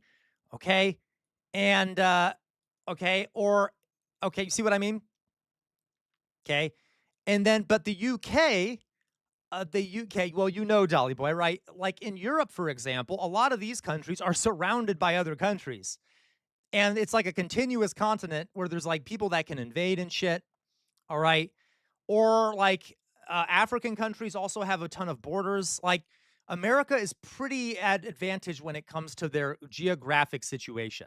Yeah, insane, Loiso, right? And this is why I always think it's insane when people like when Trump is like, we need Greenland for our security. We're fine.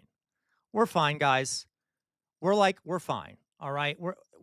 We are pretty safe over here, right? We're pretty safe. No one's gonna be invading us.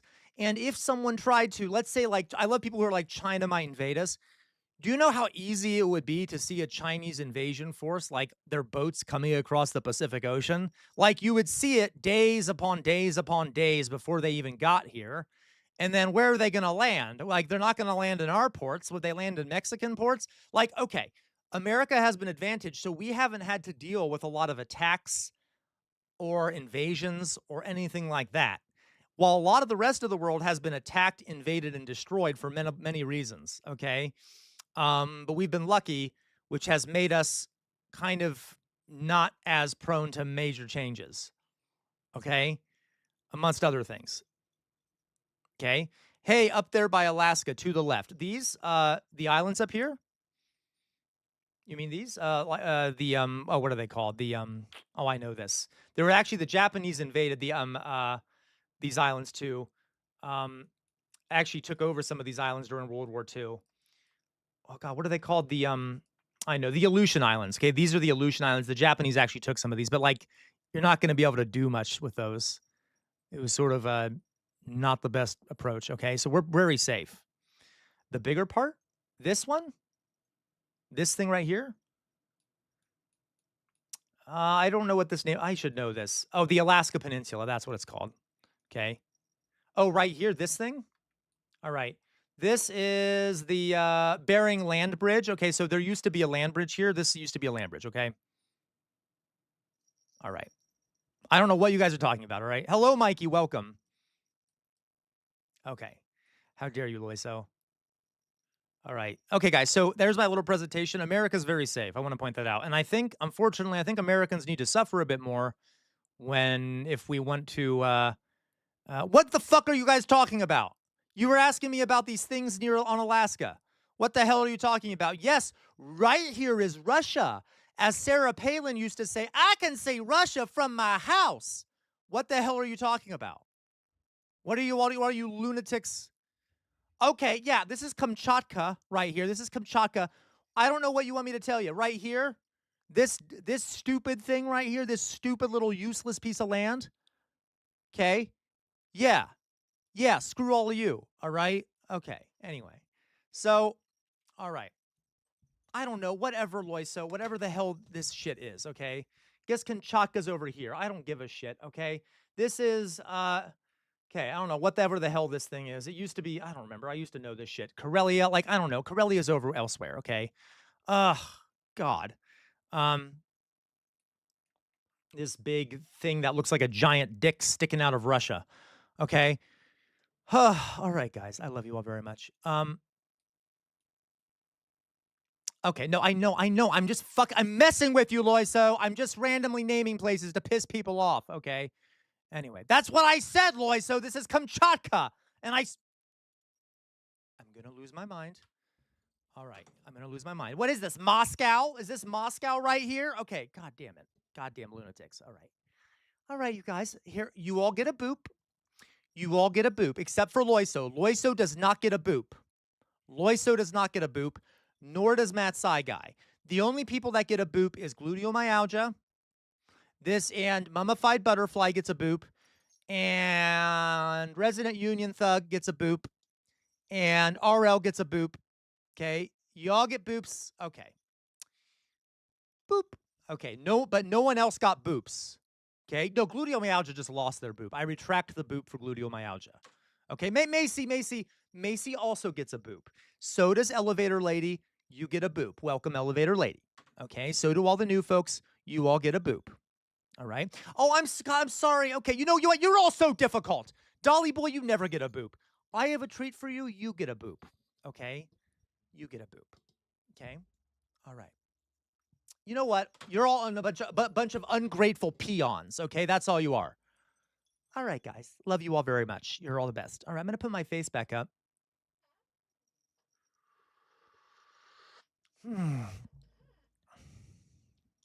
Okay. I'm going to lose my goddamn mind. All right. You know what, Loiso? Who cares about Russia anyway? Like, it's not like a real existing place. Like, who cares, right?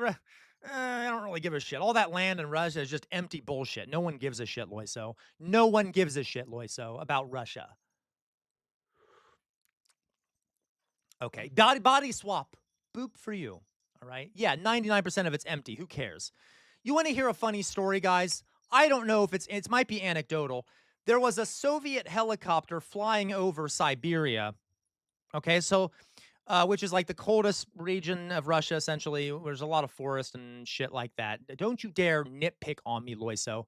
Okay, there is like a there was a Soviet helicopter was flying over this forest, and they saw smoke coming out of the forest, and they thought there might be a forest fire or something. So they landed the helicopter, or they flew over it, and they found a log cabin, like a hut. And in this log cabin, there were Russian peasants. This was like during the 1960s or 50s. There were Russian peasants who were still dressed like they were in the 19th century, like the late 19th century, and they still had a portrait to the Tsar inside of their house because they were so isolated out in Siberia. They didn't even know there had been a communist revolution. They thought the Tsar was still in charge. And they had just lived out there in the middle of nowhere, okay? Not knowing, all right? Actually, maybe they were. That's true, Louise. Maybe those were the Romanovs. Maybe that's where Anastasia went, okay? Even though she's in a ditch. Anyway, okay, so, yeah, I know, Lois. Yes, Lois, so thank you. This is, you know what? I'm going to demonstrate what Lois was like. Well, actually, they still exist. And you can't, like, that's Loiso, okay? God. All right, I'm calm. Everything is fine. You know I love you, Loiso. You know I love you. Okay, so what else should we do, folks? We got a lot else that we can talk about. Anything in the news I missed? Anything in the news I missed? Shut up, Resident Union Thug. Anything in the news I missed? All right. Everyone good? So, some other points here. Okay, some other points here. Here we do have another little piece of good news, guys. Now, I will go to the reactions channel here in a second, okay? Louise, why are you supporting Doug's promotion of Ren? Shame on you. We don't. Okay. Let's go over here. Thank you, Gwen. Boop. By the way, Gwen, I forgot to give you a boop. Boop. All right. Oh, Tomation, thank you so much for the super chat. Really, thank you for the super chat, Tomation. Okay, guys, that gets us one step closer. I believe we only need one more. We only need one more for us to do a. What did I say we do at 7? Oh, play a game, and then if we get to 10, we'll do a Jester After Dark. All right, so real fast, guys, I will say this. A federal judge dismissed the Justice Department's lawsuit trying to get a hold of Oregon's voter rolls. Okay, so that is some good news. They're saying that Oregon does not have to give up their voter rolls to the Trump administration. And there's not really a way for the Trump administration to do it unless they do take it by force at this point. So that's good news. Now, we'll see if they find another way to get the voter rolls of Oregon, because the reason they're trying to get the voter rolls is so that they can try and limit voting and try and go after people who are on the rolls that they don't want to vote, et cetera, right?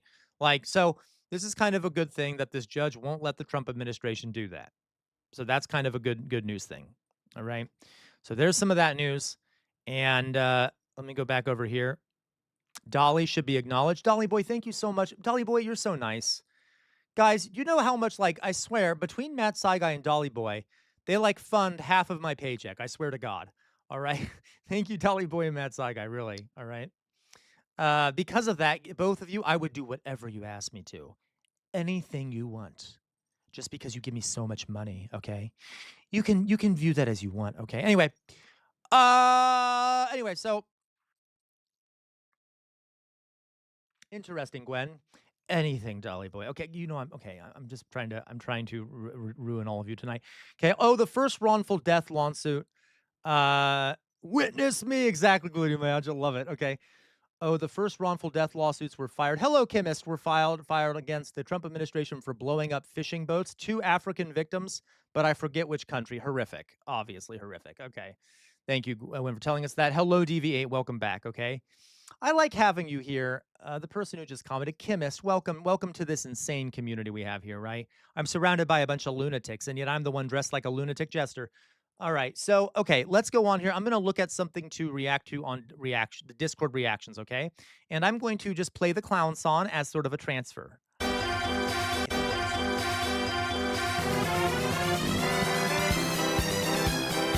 can't.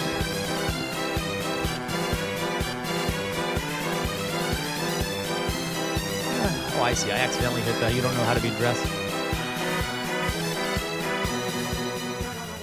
Thank you, Tomation. Thank you.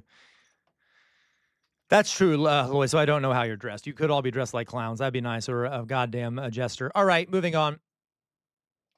That'd be pretty awesome, gluteomyalgia. Okay, you guys, you're distracting me. How dare you? I blame gluteomyalgia. Gluteomyalgia is always to blame because gluteomyalgia is a pain in my ass, okay? All right, so let's watch some of these. Let's see here.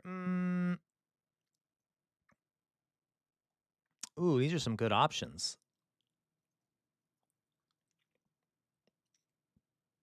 Oh, you know what?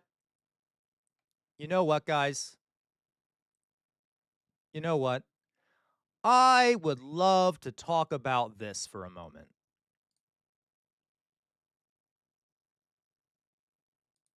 Okay. You know, okay, we're going to do that. I'm going to put, okay. I think we should watch this video. I think, who was this posted by? Was this posted by, now this is a long video. I will speed it up and we might not get through the whole thing. But I would love to talk, and I'm probably going to alienate half of you. I don't care. So this is a video about, it's called The Cult of Conservative Christianity. And this is from Outer Signal. Oh my God, I'm excited. All right. Thank God for this. So let's take a watch, shall we? Let's see what this is about. And then I'll probably not watch all of it. We'll probably watch about half. And then I will go to watch other people's videos as well, all right? So this looks good. I'm in the mood to bash religion. Not religion overall, but you guys, for those that are new to the community, I have a lot of trauma in regards to being force-fed Christianity as a gay man in a Catholic high school. So y'all got to live with my anti-Christian bias, okay? You got to live with my anti-Christian bias. Not Christians. I love Christians, just not a fan of a lot of the Christian talking points and shit like that. Just to be clear, okay? So shall we watch this? Okay. And this is, of course, Christian fascism, but okay. When I was a kid, I would go to a summer camp every year called Camp Windshape, which was a Christian summer camp program founded by the same people behind Chick-fil-A. It's like a 2-week thing, so you're staying overnight with a whole bunch of other guys. Dolly Boy, of course, I mean, do you blame me? Who doesn't live with anti-Dolly bias, right? I mean, I'm sure there's a group of, like, criminals somewhere who have a mental illness or something that do live with it, but okay. There's also a girls camp, but you're separated and then you come together for like one day to do a dance or a relay or something like that. I don't really remember. It was like a mixture of faith-based teaching with like sports and games. No, Dolly Boy, don't say that. It was fun. It was a summer camp, but you basically had to go to church every morning and evening. Which I didn't mind. Really, I really just sat through it to get through all the games. And of course, there were good teachings. Every now and then, we'd dress up as Native Americans, and they do this thing called Council Ring, where we sing songs. And it was... Gwen, I love it. I love it. Are you Wicca or are you actually witch? Like, I know there's different. I used to live in Salem, Massachusetts, Gwen, so I knew a lot of people who were witches, or Wiccans, witches, things like that. And looking back at it, it was interesting. I don't want to say they did this to be racist, but it's definitely, insensitive. And they have, of course, stopped doing this. I think there are pictures of me. Oh my God. Okay. I don't want to sound too woke here, but that's kind of dark that they would dress up like Native Americans and jump around. Anyway, and this black kid doing it as well, kind of, okay. Yeah, I know I should have chosen a different pause frame, but oh dear God. So you're a pagan too, gluteomyalgia? Welcome. All right. In the, yeah, I didn't really think too much of it as a kid. I had fun. So around 2014, I was there for my summer session and I had a question for my counselor. During this time, the U.S. was bombing Syria as justified strikes against ISIS. And this was a point in my life as a young man where I began seeing the effects of war. And this wasn't like movies. This was real life. I was seeing on the news and online pictures of dead children. As a kid, I felt bad. This was very depressing. So during that session of my summer camp, I pulled my counselor aside and I asked him, hey, counselor, there's children, kids the same age as me. Gotcha, Gwen. Cool. Dying in this part of the world. And from what I see, a lot of them are not Christian. Most of them are Muslim. I know our faith says that right, Loiso. I was thinking the exact same thing. Loiso says during that time the U.S. was bombing Syria, as if that narrows it down, right? Like we're still bombing Syria even now. Not believe will go to hell, but what happens to these kids when they die? And some of them probably didn't even know what Christianity was. They're not Christians. What happens to them when they die? And he looked at me, and I felt like he was disappointed to say, well, they go to hell. And that probably wasn't the best answer that he could have gave me. But in retrospect, these counselors were kids. I mean, technically, they were in college.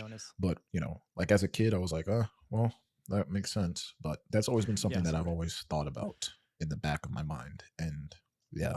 Now, this video isn't about personal faith or spiritual beliefs. I want to analyze what happens when Christian identity becomes a political weapon. Because despite the counselor telling me this, somebody told him this when he was a kid, probably. And somebody told them that. And I feel like that's just the wrong way to look at things. However, make no mistake, many Christians themselves reject the nationalist, bigoted politics that we're about to examine. Texas, I've officially filed to become your next congresswoman. So the choice is yours. That's how you stop being Christian at age 9. God, yeah, Loiso. For me, so we can kick every dirty Muslim out of Texas. Okay, that caught me off guard. Did you all hear that? Forgive me for replaying that, but in case people didn't hear that, Jesus Christ, that came out of nowhere. Oh my God, she went full demon in like 2 seconds.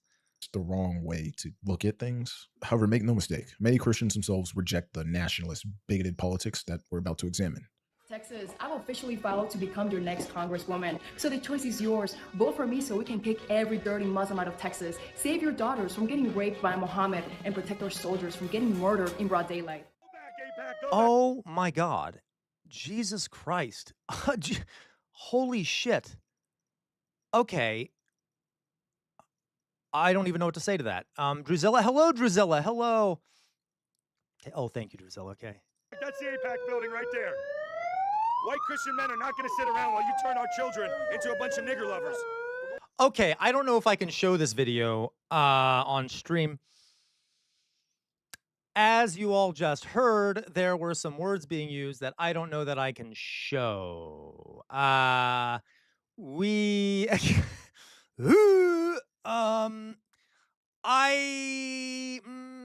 You know what? Yeah, this isn't TikTok. That's true. Well, okay, we'll keep watching it. No, I'm not surprised. I'm concerned for the stream, the health of the stream. I am not surprised. I'm just concerned for the health of the stream, all right? We can, yeah, it's too late. How about we, okay, then we'll watch it.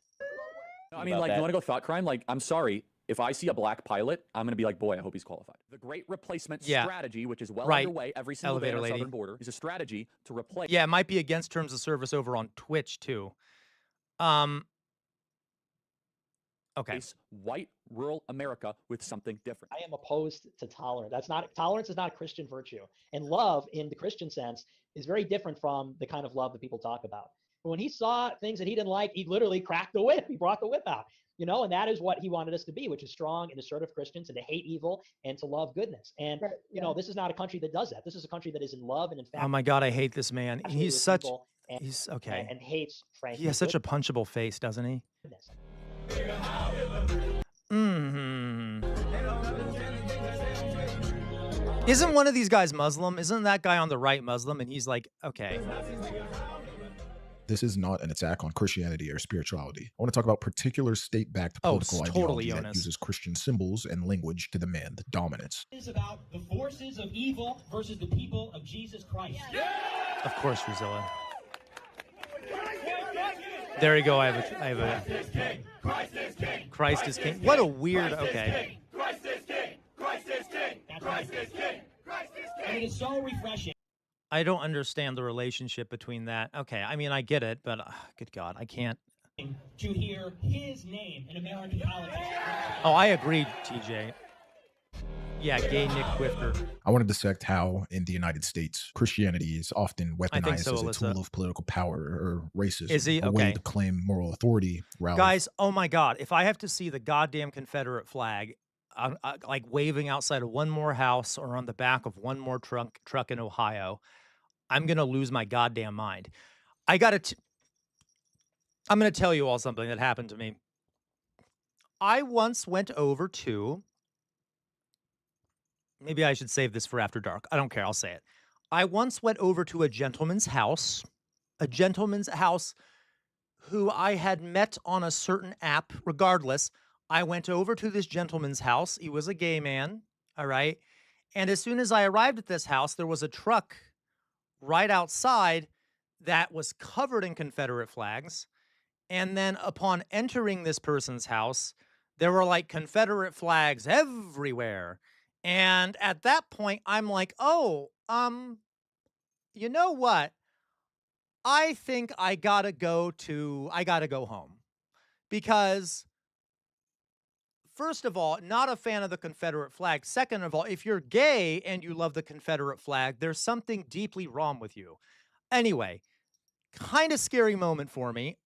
Anyway, so there we go. Followers and mask brutal policies behind this sacred facade. I want to make one thing clear. I don't think America has a Christianity I have a problem. treat for you. Christianity is not the problem. You America don't know that I have a treat for you. You don't know that. You don't know that. has a power problem Yeah. that has co-opted Christianity and wears it as a disguise. You mentioned the Bible. You've been talking about how it's your favorite book, and you said, I think last night in Iowa, some people are surprised that you say that. I'm wondering what one or two of your most favorite Bible verses are and why. I wouldn't want to get into it because to me that's very personal. You know, when I talk about the Bible, it's very personal, so I don't want to get into verses. I don't want to get into. There's no verse that means a lot to you that you think about or cite? The Bible means a lot to me, but I don't want to get into specifics. Even to cite a verse? No, of course I don't not. want to do that. You're an Old Testament guy or New Testament guy? Probably Both. Equal. I think it's just an incredible. The whole Bible is an incredible. So how did personal faith become part of this political machine that we see today? To understand Christian nationalism, we have to examine Christianity in America, how it evolved from belief system into social infrastructure. I'm being trained with thousands of others here at Campus Crusade as a part of Right. a Great Commission Army to go out and spread the claims of Jesus Christ to the entire world. At Campus Crusade for Christ, we recognize that aggressive Christianity is the only answer. We are training youth. Wait, Trump is in Iowa right now? What'd you say? You said, is Trump in Iowa? Is that a joke, or is that when he was in Iowa? Okay. In this battle between the forces of God and the forces of anti-God to be revolutionaries Anti-God. for Jesus Christ. Guys, what does that mean? Like, I don't understand. Like, I know Christian theology. I know there's different versions of it, but is it possible to be anti-God? Like, what does that mean? Is there a being, like, in theory, is there a being that could be, like, opposed to God if he's, like, if it's all powerful? Like, I don't. Oh, he's in Iowa to talk about affordability? Oh, dear God. Okay, like, all right. So is he live right now? Well, we'll watch this for a bit. Martin Luther Coon is out in the streets agitating while I agitate back. And the uniform is very good for agitating. For appearing before a hearing, it's a mental battle of wits, not a battle of agitation. We can have our country once again free. We can have it once again white. We can have it once again Christian. And above all, ladies and gentlemen, we can have it once again. Oh my God, I don't know if I can show this shit. So this is that is Rockwell, who was the head of the American Nazi Party. By the way, his second, I have seen Happy Shiny People. His second in command did a genealogy test and found out that he was partially Jewish. And so what do you think the Nazi did to himself when he found out he was Jewish? He had some Jewish blood in him. What do you think he did to himself? Lincoln Rockwell, second in command. I'll let you guess. With a wholesome atmosphere that every American... Yep, Asmit, he did.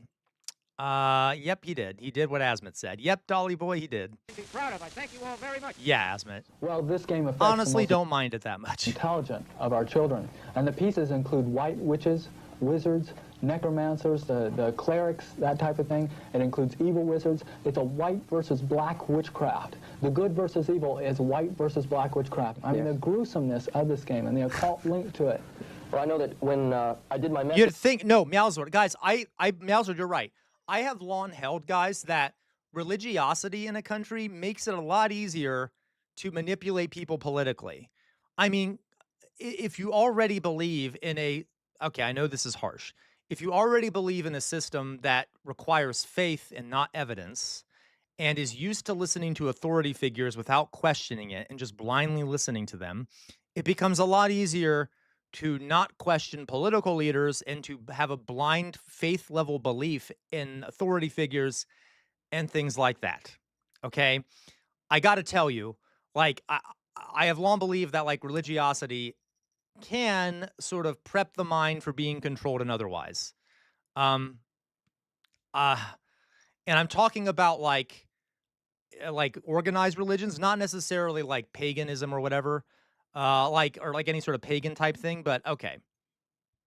And this has happened. I have letter after letter where people took the pieces. Now, there's sixes involved in the pieces of the game, but they take the pieces of the game, they would throw them in the incinerator or the fireplace, and screams would come out because there seemed to be some kind of spiritual forces inhabiting those pieces, and children would drop out of life. They didn't want to study anymore. Oh my God, told you anti-God? How does that make sense, Mummified Butterfly? I'm sorry. Why our country so dearly needed his example. We've watched legions of far-left radicals resort to desperate acts of violence and terror because they know that their ideas and arguments are persuading no one.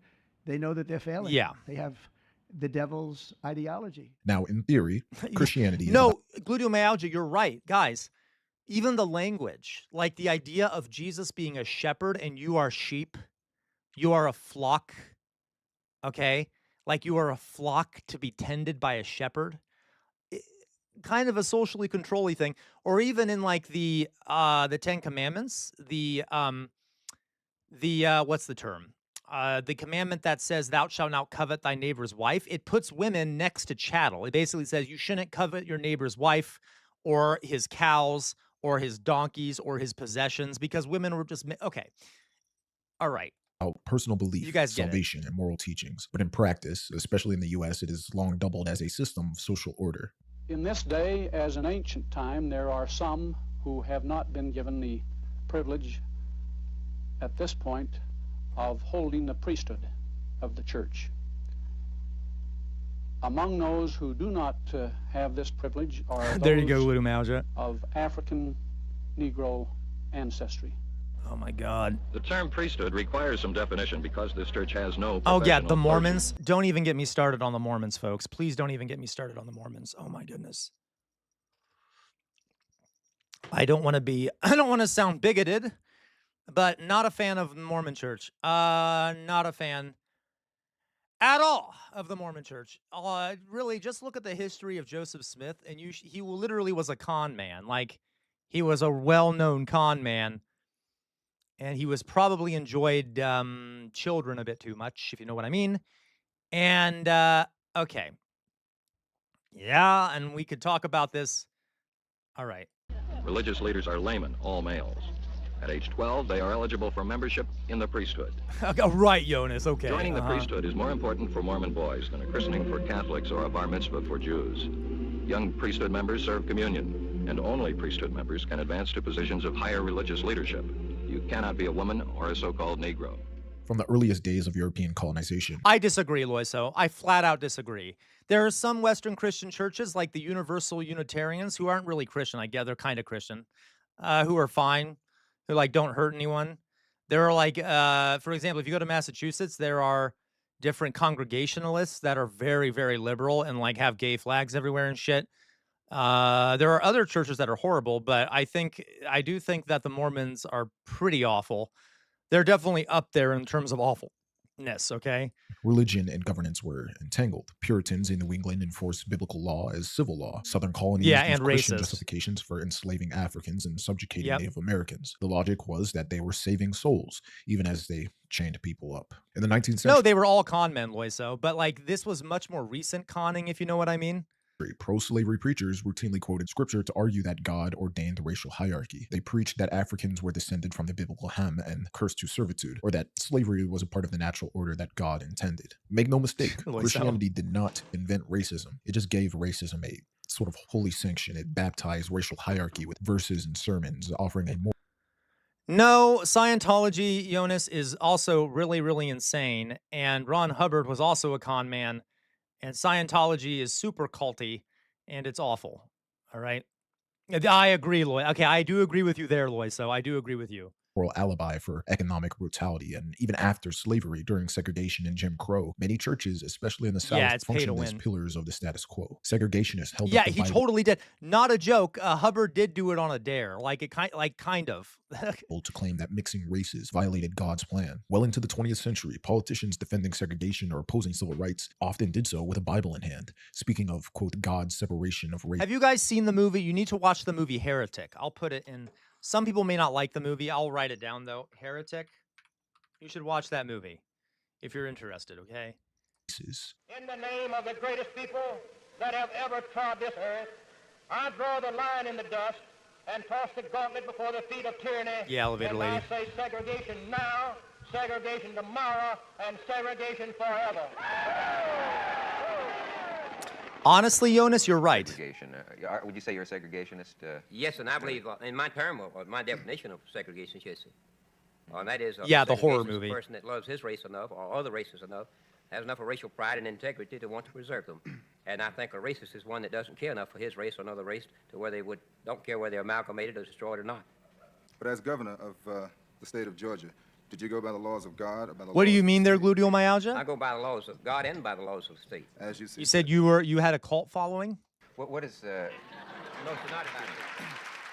When overt racism became socially unacceptable, the religious framing became even more vital. Instead of bluntly claiming white supremacy, many shifted to coded phrases like traditional values, law and order. The language itself softened, but the underlying intent preserved a social hierarchy. Now, at the same time, it's important to note, Christianity has also inspired abolitionists, civil rights leaders, and social justice movements from Frederick Douglass to Martin Luther King Jr. Faithful Christians have fought oppression. That only underscores our point. The issue is not Christianity. It is how Christianity is used. The faith can motivate radical love, or it could serve as fuel for those defending or attempting to defend a social hierarchy.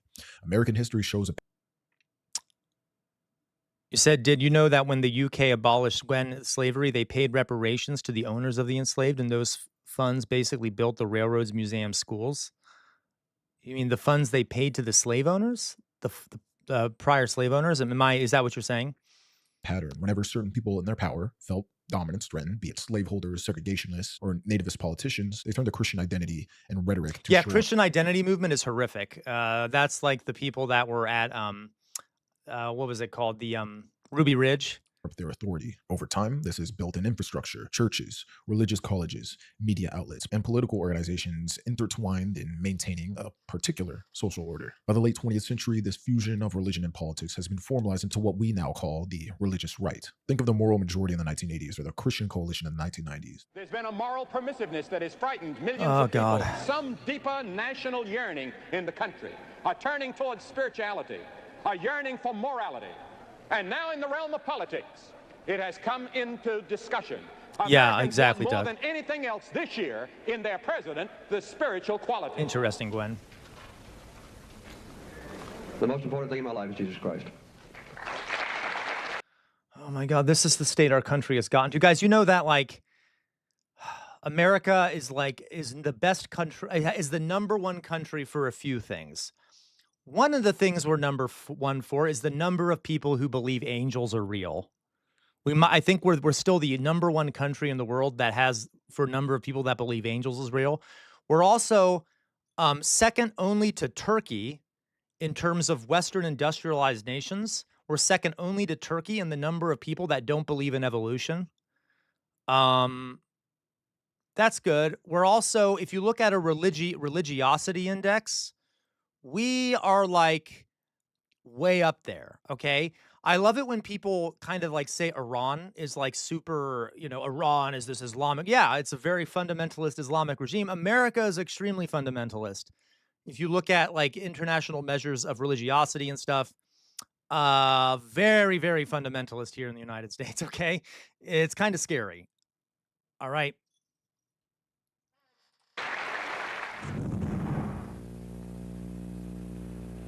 Is America facing its best years ever, or a period of national decline? They were essentially political machines. They realized that if you could mobilize churches, you could produce disciplined voting blocks. Sermons turned into speeches, issues like abortion, school prayer, and family values when Reagan was horrible. Cries that were as much about identity and power as about genuine moral debate. The result was formidable infrastructure. mega churches that we know Minster today, connected to Kincaid, political I acts, agree. Okay. televangelists acting as kingmakers, and faith becoming a voting identity. Religion had not only become a personal guide, but it became a team jersey, a badge of political allegiance. So by the 2000s, and most certainly today, American Christianity in its dominant white evangelical form functions in many ways like a political party or a dinosaur lobbying bones firm. were planted by the devil. It's an institution with vast networks of media, funding, schools, and voter outreach, all dedicated to advancing a certain vision of society. You guys have seen that video, right, of the person who claims that God had to have made bananas because it's shaped perfectly for the human hand. He's like, look, this is perfect for the human hand. Clearly the banana was made by God for humans. Oh, and look, you can pull it down and crap like that. And then, yeah, Ray Comfort, thank you. And then, of course, the counter to that, and I can't remember who said it, was like a pineapple. Well, God clearly messed up the pineapple then. That's not exactly, or a coconut, not exactly easily accessible to humans, right? Okay, but yeah. This is the context in which Christian nationalism thrives. A context where Christianity is not interfaith. It's outer identity linked to power. There you go, It's important to note that people are not born into this ideology. They're recruited and formed through a sophisticated pipeline. Decades ago, church attendance and family tradition might have been the main ways people adopted Christian nationalist views. However, today, there's an entire media and influencer ecosystem designed to shape Christianity into a political identity and draw people into the There fold, you go, Meowzord. especially young, impressionable people. Consider the world of right-wing Christian content online and on campus. Instead of Sunday school and sermons, we have Instagram, YouTube, and TikTok preachers and campus agitators who blend faith with partisan talking points. Outrage is the hook. For example, if you look at Turning Point USA and figures like Charlie Kirk, he wasn't a pastor, but he toured megachurches and universities rallying about how they, the liberals, or the secular elites, and the professors are attacking Christian America. In his rallies and videos, every political disagreement would become a clash between godliness and evil. He would frame a debate about tax policy as a question of biblical truth, or a university diversity initiative as an assault on Christian values. And young conservatives, this is not, so a lot of this stuff isn't new. We still see this today. As if by owning the libs, they are doing God's work. Now, the genius of this pipeline is that it turns politics into entertainment and identity. On YouTube, titles like "Watch Christian Conservative Destroy Liberal Atheists," it racks up millions of views. The viewer, often a very young Christian who feels culturally marginalized on a secular campus, they're not surrounded by other Christians, they get a rush of vicarious victory. Politics becomes less about policy and more about smashing enemies in this culture war cage match. And as this content grips people emotionally, it also reshapes You're right, their identity. Gwen. I'm not just a student or a young person. I'm a Christian soldier in a war for my country's soul. Now that's powerful.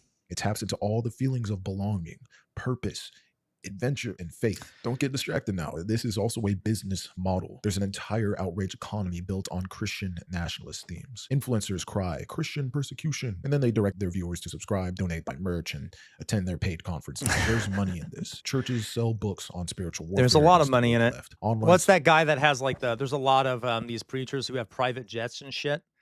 Have you guys seen the video of that one guy who was like, someone asked him about it and he like threatened her in front of the camera? He was like very threatening and like, how dare you ask me about my private jet? And he's like this big preacher. Okay. Okay. Or sell their t-shirts. Yeah, nothing relieves people with their money faster than religion. 100%. Christ back in America. Outrage brings Kenny Cope, the demon. Absolutely. Cash Kenneth Copeland. Thank you guys. Monster.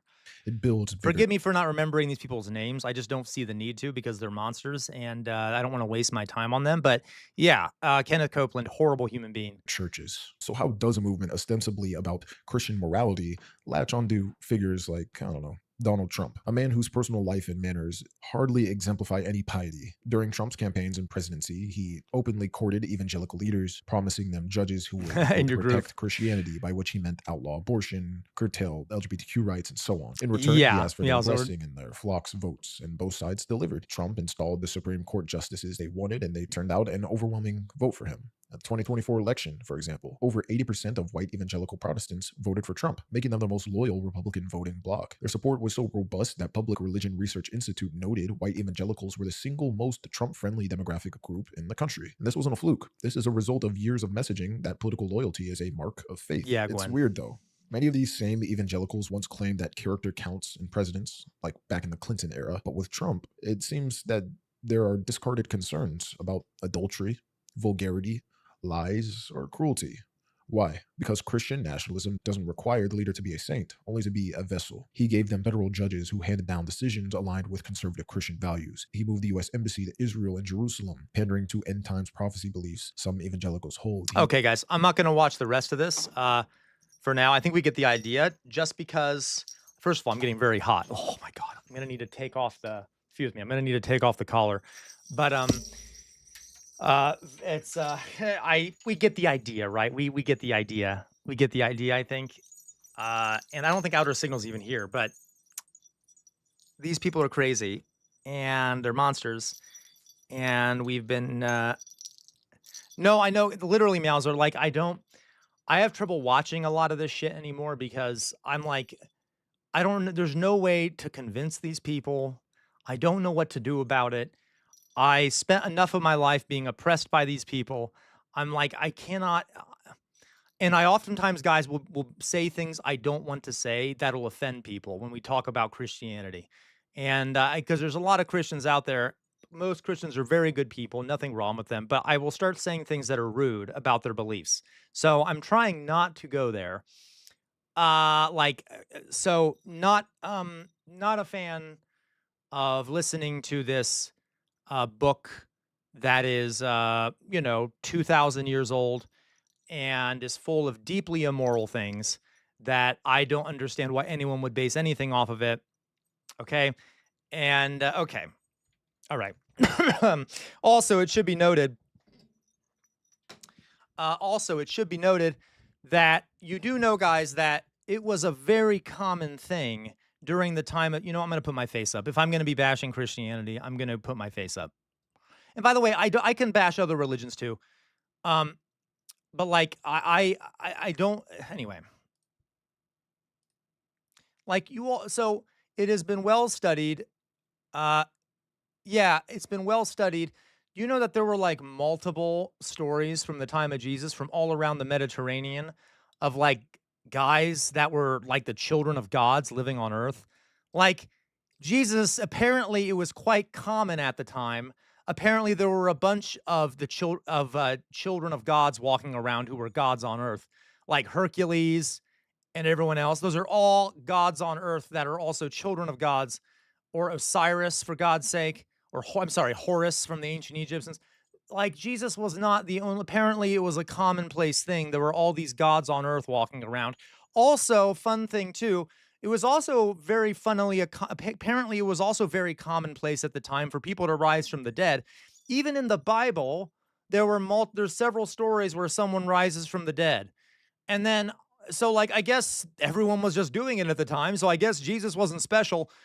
And yet it'll be used as an example of why he's a god on earth, which again must mean that he was just like any other god on earth at the time. And why does that make him a god on earth if apparently there were multiple other people walking around who had been dead previously? So like, even like we just Border Patrol shooting near the border, at least one person's in critical condition. Okay. Like you get exactly, I have a treat for you. Maybe there's a different reason for this, right? Maybe they weren't actually raised from the dead. Maybe he wasn't a god on earth. Maybe these are stories we tell, and they might be partially based off reality. There probably was someone named Jesus. I'm not lying there. Although, that's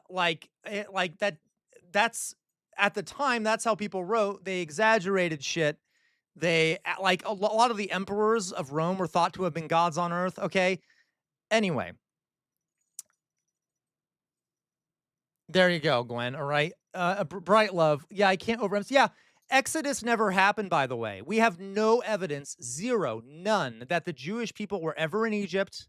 As a matter of fact, the archaeological record seems to indicate that they were just another group of people that were living in what was Palestine, okay? They were just one of many different groups of tribes that were there. They happened to worship a storm god named Yahweh, and they ended up defeating all the other tribes around them and then being like, oh, our one God beat all the other gods, therefore he must be the only God. As a matter of fact, in the Bible, there's tons of evidence that they even mention that there are other gods in parts of the New Testament and the Old Testament. Look it up. There's multiple quotes where they seem to imply that there are other gods around. Okay. I'm not trying to be, Okay. Yeah, exactly, a bright love. So, like, I'm sorry, I shouldn't be ranting about this. And, like, I don't care, guys. You can believe what you want, but you have to understand there's some segment of people who believe these things that then use it to oppress others, and I cannot stand it. I'm like, take your goddamn fairy tales and go home, right? You don't need to push your fairy tales on me and my family. You can play with your toys at home. Don't push them on me. Okay. So, yeah, beliefs inform actions. And guys, I also got one other thing. I'm sorry. You've got me going off here. One other thing here. All right. We do know that almost any human on earth, like every society on earth, there are certain cultural universals. Almost every society on earth has the idea that you shouldn't be stealing or you shouldn't beat each other up, like you shouldn't kill each other. Now, they have different definitions of what these things mean, but almost always there are cultural universals. Like, think about it. So let's ignore the fact that the Exodus never happened. Do we think the ancient Israelites would have survived going from Egypt to Palestine if they had thought the whole time it was okay to kill and steal and do all these things? Because I don't think they would have made it. I don't think they needed to wait to get to the top of Mount Sinai to have a God come down and give them these rules to know that these things were wrong, right? Because that makes zero sense, and it's actually kind of dehumanizing to ancient humans to be like, oh, well, they just didn't know anything. They had to have this God come down and do this shit, right? Like, okay, I guess they just didn't know better. Yeah, the Code of Hammurabi, that was a law code that was written well before the Ten Commandments. All right.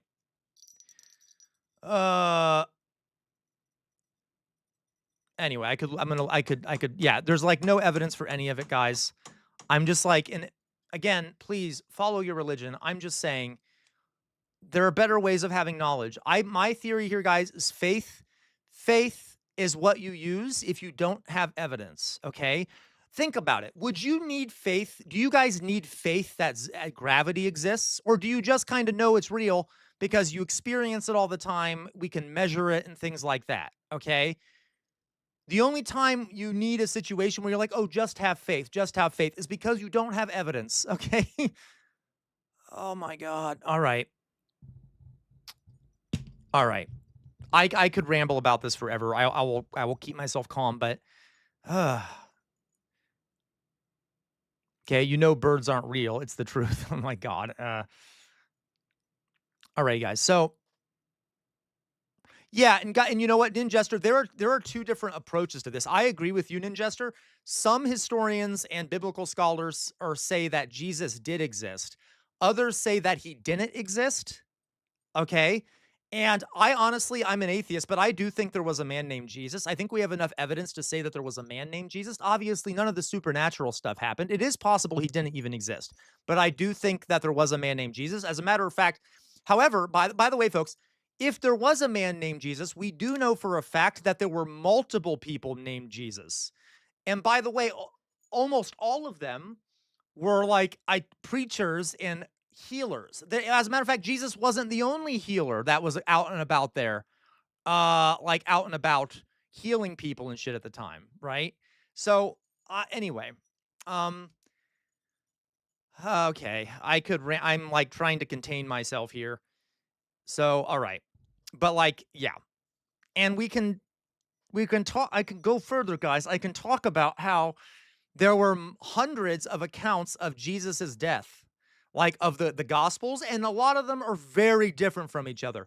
There's one that's called the Gospel of Judas, where Jesus was basically in a gay relationship with all of his apostles.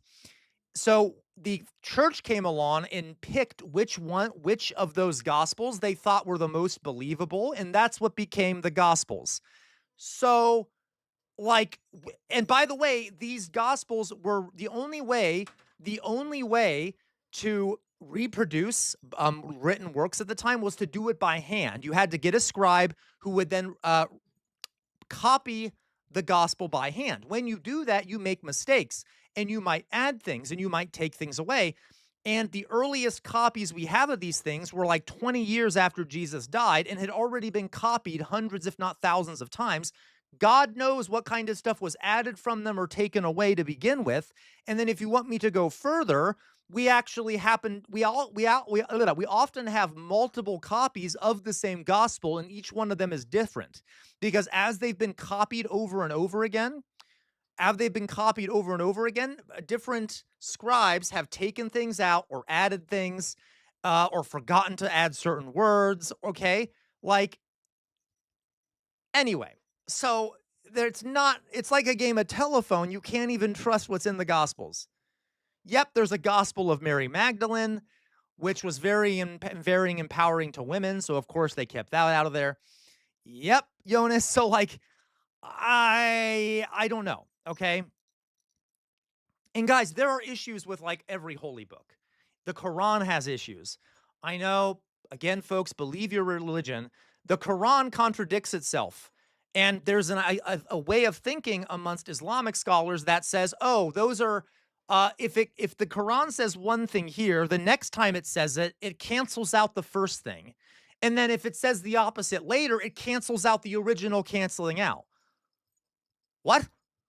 So God delivered a book that was specifically contradictory all throughout the whole damn thing? Like, okay.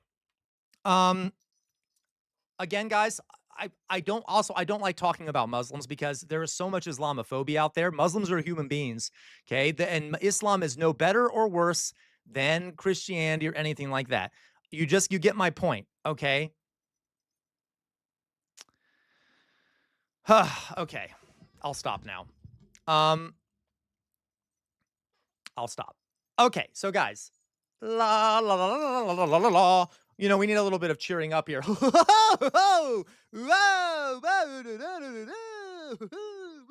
Okay, yay! All right. So Mr. Cesarn, welcome to chat here. Mr. Cesarn says this guy is a piece of shit, a communist socialist who paints his nails. I like my nails, thank you. Who paints his nails. A useful idiot, leftist, communist, socialist, filthy Democrat. Long live ICE. Paints his nails. By the way, so a few things here, Cesarn. That's a run-on sentence, so I'm not sure where you were taught, but that's a run-on sentence. Also, you shouldn't use a comma so often. I'm a teacher. Forgive me. I'm just trying to teach you how to be better at writing because it kind of makes you look incompetent if you're trying to insult me, but you can't even write correctly. So all those commas, right, are like really mess up what you're trying to say. Also, again, it's a run-on sentence. It's very unclear. A useful idiot, leftist, communist, socialist, filthy Democrat, long live. Again, that doesn't make sense. So like, just work on your grammar, okay? You are a disgrace to the men of the world, you useless thing. Actually, you did much better with the grammar in that one. You are a disgrace to the men of the world, you useless thing. Okay, well, hey, more power to you. All right, more power to you. Okay, so, all right, so guys, some other things I want to do. I know, guys, that, funny enough, that was the worst insult I've gotten, and you know why? Because he called me a Democrat. So, like, you know, thank you. That actually did hurt my feelings. That did actually hurt my feelings because how dare you? Thank you, though. I do appreciate that you called me a socialist and a communist. That is much closer to what I would have liked. Okay, I do appreciate that. I view that as a compliment. Dink. All right, you guys. So, yeah, like Bright Love, I agree. Guys, be more creative with your sentence structure. Like, I used to teach English. I taught social studies, but I also teach English. But like, especially if you're going into someone's chat okay, here we go. Let's look at the grammar here. Brazil says no to the feminization of the male. Feminization of the male, okay? Brazilians, you are a disgrace to heterosexuals. Use your hypocrisy. By the way, that last sentence makes 0 sense. 0 sense. What do you mean, use your hypocrisy? Again, my friend, you would have gotten definitely like probably below a 50% on that if I were grading you. Okay? work better on your sentence structure and your grammar, okay? All right. Moving on. So, guys, we have a few other things to talk about. And what I'm going to do is... Okay. Let's go. I'm going to see, guys, I did hear, guys, that word there. I heard someone say that there was another shooting. Did I hear that right? Did someone say there was another shooting? And by the way, guys, I know I was in the mood to engage with a troll to help fill in the dead space, so forgive me. All right. Yeah. Oh, I know, right? DJ. All right. So, okay. Did someone say that there was another shooting? Oh my God. It appears as though there was. Okay. I'm going to I'll put my face up here. All right. Or put up the scene. Victoria, did you hear that about Brazil? Hilarious. Okay. All right. So let me put my, guys, we'll see. Yeah, we'll find out. Border Patrol involved in another shooting days after Alex Preddy.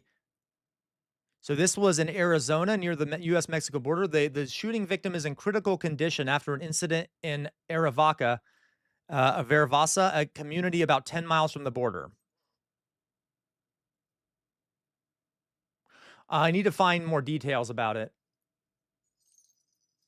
There you go in your group. Okay. Yeah, I didn't mean to go by it, but you think so, TJ? Maybe so. Okay. So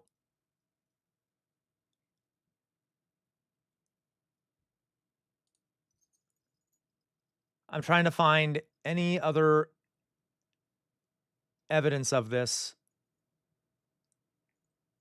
Okay, I don't see any more information about this.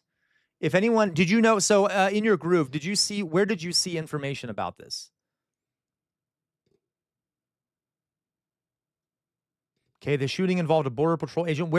Thank you, AP, thank you. Yeah, in your groove, the AP is great. I'm glad you always go there. Let's see what the AP says.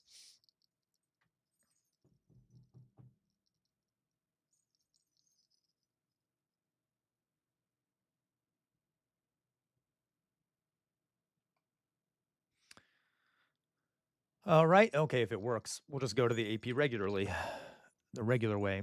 All right. So we got here another shooting.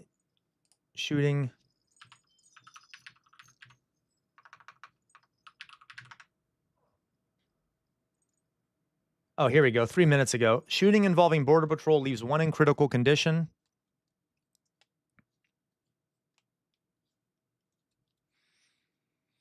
All right. One person was shot and in critical condition Tuesday in a shooting involving the Border Patrol near the U.S.-Mexico border, authorities in Arizona said. The Pima County Sheriff's Department said it was working with the FBI and U.S. Customs and Border Protection in response to the shooting in Aravaca, Arizona, a community about 10 miles from the border. All right. The shooting involved a Border Patrol agent and a suspect. This area is a common path for drug smugglers and migrants.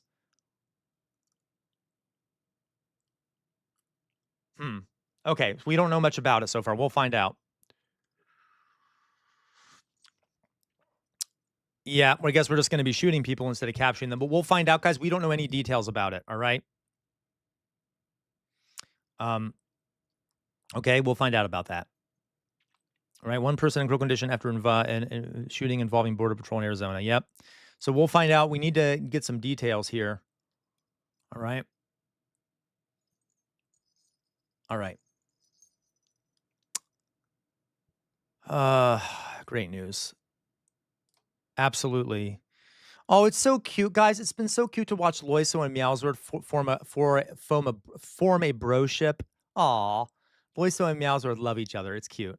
Like in a good way. Like they're friends. I'm sorry. I'm not meaning to humiliate you publicly, but I like it. It's nice.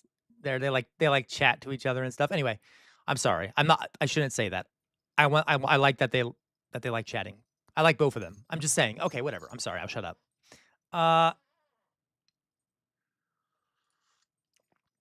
Okay. Dolly boy, that's never going to happen. Okay. Did you find out they have found 10K plus Palestinians in the rubble? That is insane. Insane. Okay. Rambles in a gay panic. Okay. That is, oh my God. Horrific. I'm not surprised. I know, Meowser. I'm just joking with you guys. You know I like bullying you too. I only bully people I respect. Are we allowed to ship in this community or a shipping crate? Are we allowed to ship in this community or is shipping cringe? No, you can ship. All right. Okay, guys. So yeah, Ninjester, 100%.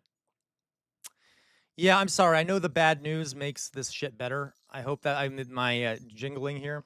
All right, guys. I'm just rambling at this point. What time is it? How long have I been streaming? Okay. So I don't think we made enough to do a game, did we? I don't think we did. We will see what other news comes up here.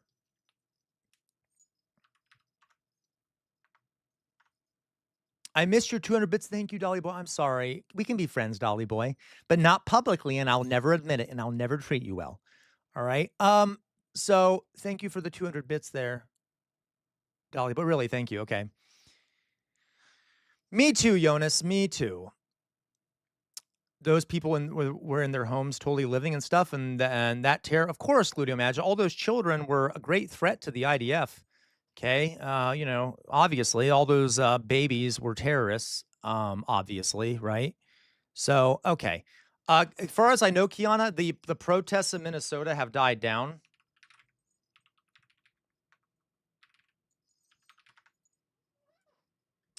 Trump in Iowa to tout economy. Okay, yeah, and then Trump is trying to distract from it.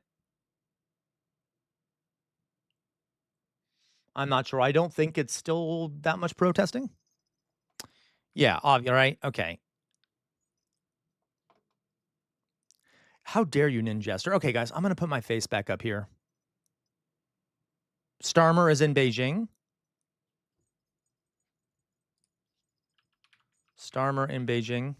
EU and India making trade agreement. Okay.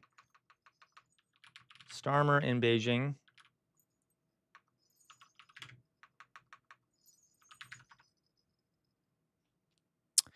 I believe it, TJ. I think we're going to see, I would not be surprised. Okay, you know there's a right one that wasn't at a protest. He was just trying to sit, yeah, live. Yep, you're right in your groove. CR, I know you're gay and you have never heard a baby crying. It's terrifying. What? Oh, trust me, I've heard babies crying before, okay? So UK, okay, so yeah, we're starting to see a realignment of the Europeans towards China. It's been happening for a while, but it seems to be picking up pace in response to Trump's authoritarian land grabs and shit. So, okay. Okay, guys. Modern day Daniel play. Yes. Okay, guys, I'm going to put my face up here.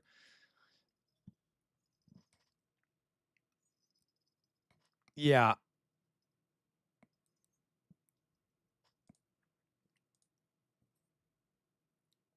All right, guys. I am very tired, and I think I'm going to go. So I hope you don't mind. I will do this though. Okay. If we do, no, I used to stream only about 2.5 hours. But I've been trying to stream longer. But regardless, what I would like to do is if something, I may come back on later tonight. Okay.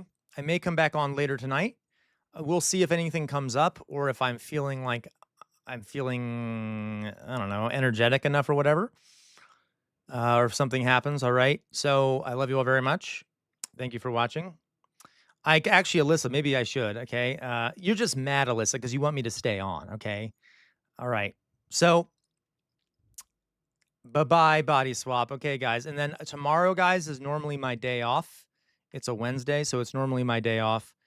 What I might do, I might stream tomorrow anyway, but I might not. It depends on if I get enough other stuff done, etc. Okay, so we'll see about that. I love you all very much. All right.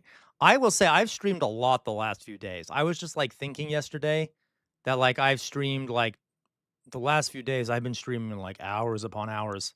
And then my significant other said to me, maybe you need to take a break because you're going to get burnt out. And I am sort of starting, I definitely am sort of starting to feel it today. Okay.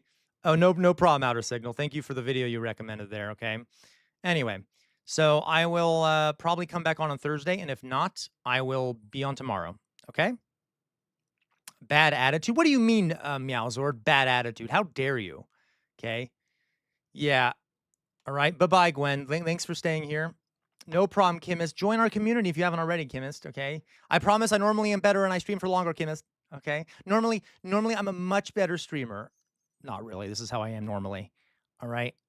Big retail merchandiser energy. What the fuck are you talking about, Meowzord? What do you mean big retailer merchandiser energy? Okay. Hello, Walter Van Hecky. How are you doing? I'm just reading people's comments, guys, for a few moments here. Later, TJ. Bye-bye, TJ. I want to say hi to everyone. Yeah, he's right. Maybe take some time to think about YouTube ideas. Yeah. It's very true. Take care, CR. Thanks as always. Walmart of streamers. What do you mean? What do I have anything to do with you know what? Screw you. Screw you, Meowzord. And screw you, Loy. So I know the tone you're saying that in. Bye. I know that tone. Druzilla. Okay, thank you. That's actually a compliment. Thank you. Hello, Tiago. Welcome, Tiago. Tiago, you're coming in right as I'm leaving. My daughter is gay. Glad I raised her in England. Oh, that's for sure, Glenn. Trust me. That's for sure. All right. Okay. Big retail merchandiser energy. I don't understand. Why is Meowser just an asshole? Why does Meowser say just mean things to me? Bye-bye, Jonas. All right. Thank you, Druzilla. That's the best moment to come. That's true, Tiago. Because I suck. I know, Tiago. I know. Then why are you here, Tiago? Yeah, you and Trump failed. We're roasting CR because CR is about to get off the phone, get off the stream. And Mummified Butterfly. I love you, Mummified Butterfly. I also love your name, Mutterfly. Mummified Butterfly. Great name. Love having you here. Gluteomyalgia. I love you, gluteomyalgia. I love you very much. Okay. I love you. And get off the phone. I need the internet. CR is the middle range executive strategy. What is wrong with you people? Why are you comparing me to retail stores? What is the comparison? Huh? Am I gonna need to put a chat in timeout? How dare all of you? Okay. If anything, I'm your local mom and pop shop. Okay, I'm your local mom and pop shop. All right. Jesus Christ. I'm not big enough to be a middle management at a retail store. What are you talking about? I'm definitely not an Aldi's or some crap. I'm a mom and pop shop, a pop and pop shop. There you go. Yeah, Dolly Boy. Yeah, Dolly Boy. Well, Dolly Boy, maybe if you didn't stay sick for so long, I wouldn't harass you about it so much. That's an inside joke between Dolly Boy and I. Okay. Piggly Wiggly streamer. You know what, guys? I don't know why I'm still talking to all of you. I don't know why. Oh, thank you, TJ. I'm more like a teddy band stand. Teddy bear. I can't even talk anymore. Teddy bear stand. Okay. You know what, guys? Do you want to play a game? You want to quickly play a game? Would people stay around if I played a game? Just like one game? I feel weird getting off now. Would anyone stay around if I played one game? Just like one game. We could play the food game. We could play Loiso, I swear to God. Or we could do let's play one game. I'm going to play one game, right? Okay, we'll stay around for one game. It's okay, TJ. I'll live through it. I'll let my brain perish. And this will give me a reason to vent my frustration on all of you. Lower tier Labubu, Nin Jester. Okay. What should we watch? Let's do this. Let's do the food game. Why not? And then we'll do GeoGuessr at some point. Okay. Okay, then if Body Swap wants it, then I'll do it, okay? Food guesser. Hey, but Louise, you stayed around. You said goodbye, but then you didn't leave. Thank you, Louise. All right, food guesser. Okay, so let's just guess some food together real fast. Getting off to what? Kiana! Okay, I love it, Louise. Okay, let's play. So here we go. Quick play, 5 rounds. All right. This is either Mexico or America. Tortillas, cheese, vegetables, and meat. They look like quesadillas. Are quesadillas American or Mexican? Could be both. You know what? No. You know what? I'm going to take off my hat because I look like shit with the hat off. And I feel like I should emphasize that point so people don't want to stay around. We think Mexico. It does say we think Mexico. Okay, we'll try Mexico. But I feel like it's an Americanized thing. Who just in your groove? Thank you so much for the donation. Thank you. Okay, thank you. So we'll do this. Mexico. Please get off after the game. Drewzilla, you make me sick, you degenerate. Okay. Mexico. Why do you think I want to get off so bad? All right. Remember what Elon Musk said, guys. Don't. Oh, it was Mexico. Okay. Don't release your natural energy. Okay. Guys, why are you bribing me all of a sudden? Thank you, Dolly Boy. Well, shit. Now we have to do an After Dark. We've gotten enough to do an After Dark. Okay. Fine. We're going to do an After Dark tonight. We're going to do an After Dark stream because people donated. I should have gotten off while I still had the chance. Ugh. Okay. So, God damn it. All right. So we will do an After Dark stream tonight. All right. How about that? Do people want that? Do people want an After Dark stream?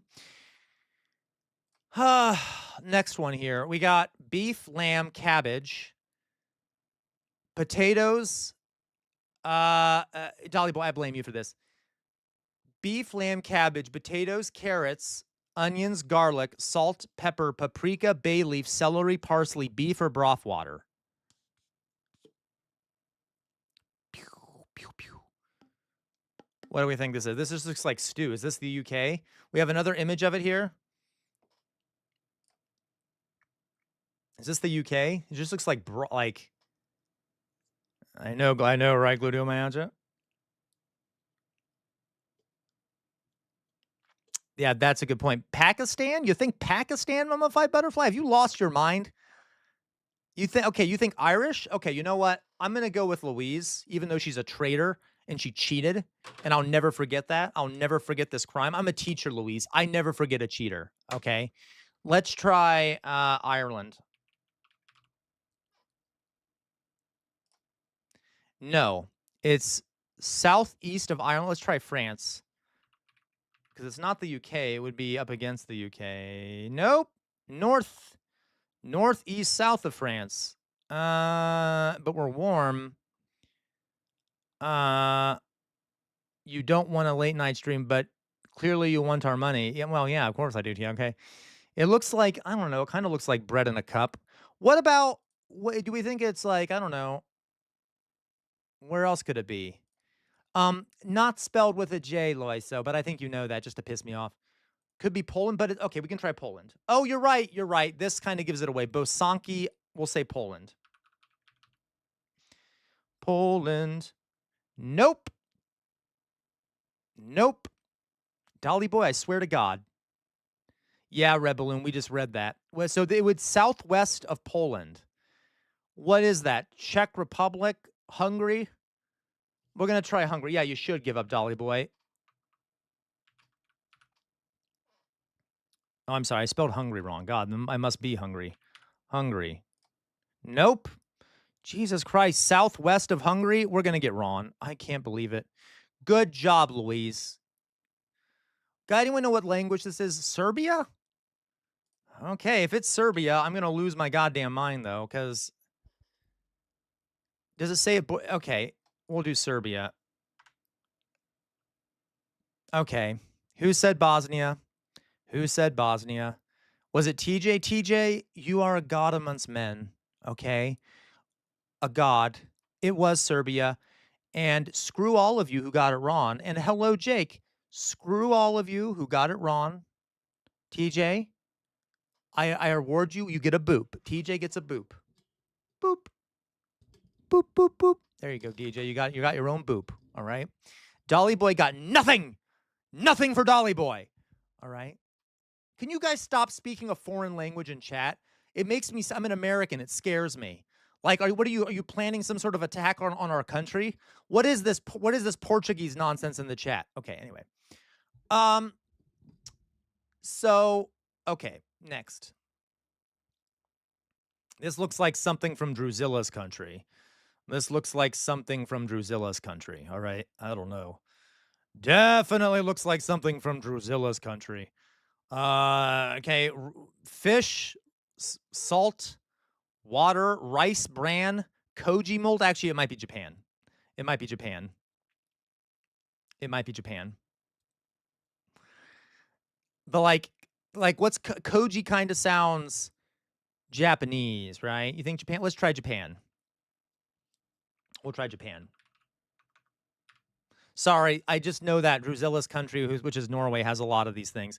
It was Japan. You should thank all of me for. This is why you watch me. It's because I'm right about these things. Okay, I am totally right about these things. Next round. Oh my God, this is Wiener Schnitzel. Oh my God, I love Wiener Schnitzel. I love Wiener Schnitzel. Wiener Schnitzel, which is Austrian. Now, it is also German in some ways. If you go to southern Germany, you'll be able to find Wiener Schnitzel, even though Wiener means Vienna. It is a style that's common in Germany. This is Wiener Schnitzel. We're going to do Schnitzel. So we're going to say Austria. And you know it's Wiener Schnitzel because it says veal, okay? So we'll do Austria.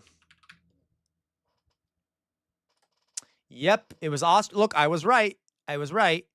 Do you remember that German person who came in here? And I'm like, I love Wiener Schnitzel. And he was like, that is Austrian. It's not German. What does it say here? It says Austria and Germany.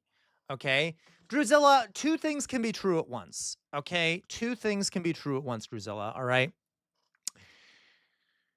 All right. Moving on. Let's go to this next one here. No.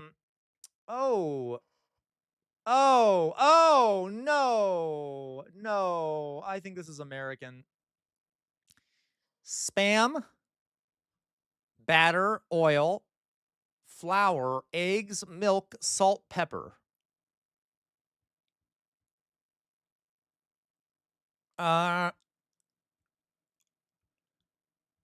Like, I don't know. I think America. You think New Zealand? Like, the spam could be anywhere where the Americans occupied because we brought spam everywhere. Victoria being racist and anti-American again. Okay. Victoria, maybe if Brazil stopped oppressing America, Brazil has historically been a major oppressor of America. So you don't have the right, Victoria, to claim that our food is bad when you were doing imperialism to us this whole time. All right. You think UK, Louise? I honestly think that it is I do think this is the UK. Let's try the UK. Okay, let's try the UK. UK. We'll do UK. Oh, okay. It was the UK. Okay. Right? UK. By the way, I was joking with Victoria because it was the United States who did imperialism against Brazil, not the other way around. Gwen, I did end, but then I came back because I have no self-control and I decided to play a game. So it was the UK, and I thank you once again. Okay. I'm not going to address Victoria. I'm not going to address Victoria here. Okay, moving on. Final score.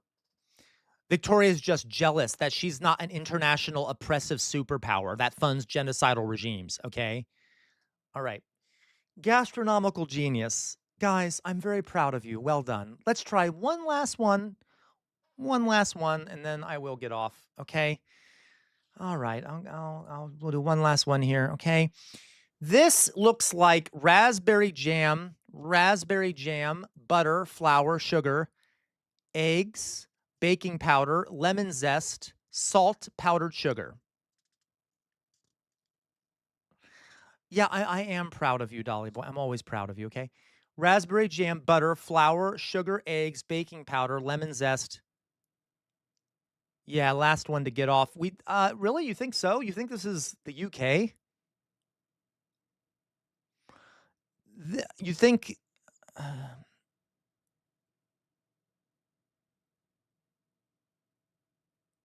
Yeah, well, that's good, Mozman. Yeah, he's getting sent back. You think UK? Okay, we'll try the UK. I'll try the UK again.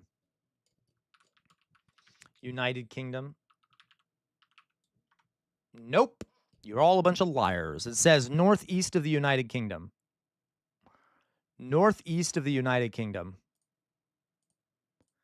Do we think it's Denmark or Norway or some shit? This is very France and Belgium. Okay. Yeah, well, I know, Dolly Boy. What else is new? Okay, anyway. You think... no, it's not Canada, Tiago. It's to the northeast.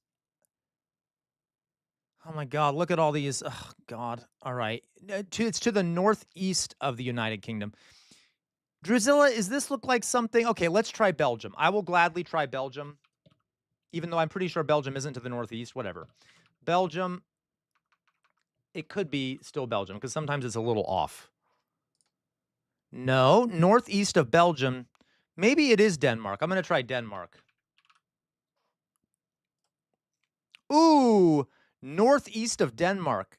I think it's Sweden. And if it's not, I'm going to hate all of you for all time. No, it's not Sweden. It's to the southeast of Sweden. Oh my God, I hate this. Okay, is it Germany?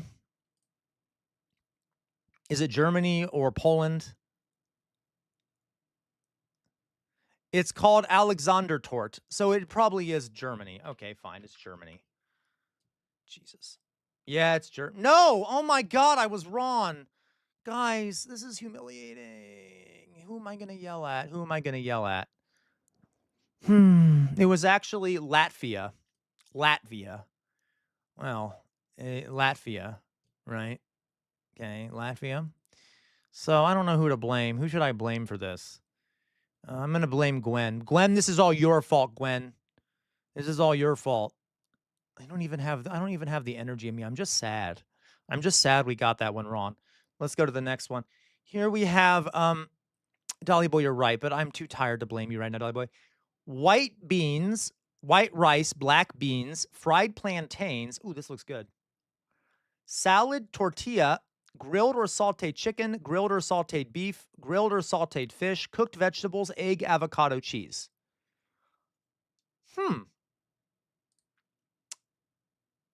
That looks delicious. Okay, I think it's somewhere from... that's okay, Gwen. Drusilla, you know I love yelling at you. This could be Brazil.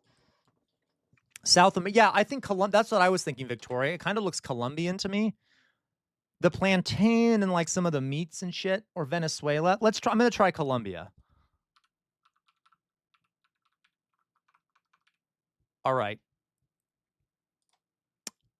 No, northwest of Colombia. Is it? It's probably somewhere in Central America. We can try... I'm going to try Mexico because it's warm, but not that warm. No. Okay. Guatemala. We're just going to have to try all the things in Central America. Guatemala.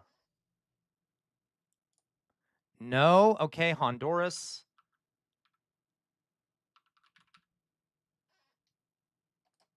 No. God damn it. Okay. You think Costa Rica? We only got one chance left, and it's like south. It's southeast-ish of Honduras. Would it be like Costa Rica? I gotta tell you guys, I know my geography, but I oftentimes get the countries down there mixed up. So let me see here. Central America.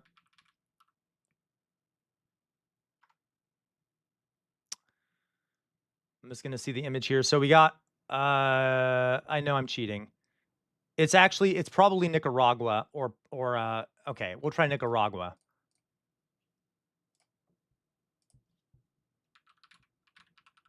I am cheating a little bit, I know. Oh. Ooh. Okay. Ooh. So who said Costa Rica? Was it Drusilla? Drusilla?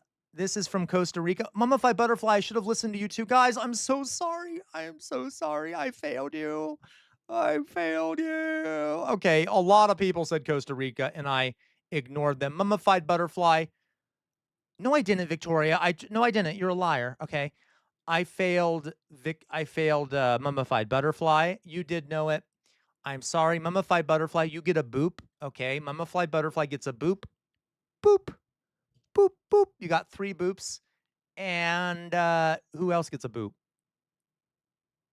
Oh, yes, indeed. Drusilla gets a boop. Boop. Who else gets a boop?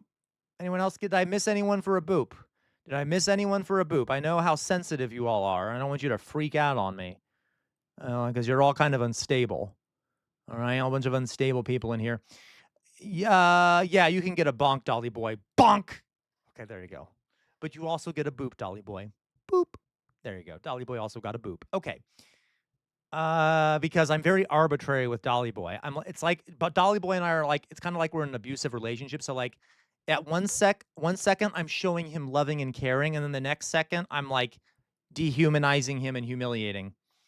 All right. Moving on. Next.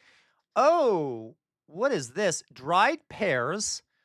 Hello, G-Man. Welcome back, G-Man. Dried pears, dried apples, raisins. Oh my God, I thought that was a different word for a second. Figs. To clarify, the word is figs. Figs. I thought for a second there was a different vowel in there, and I got very confused. Figs, okay?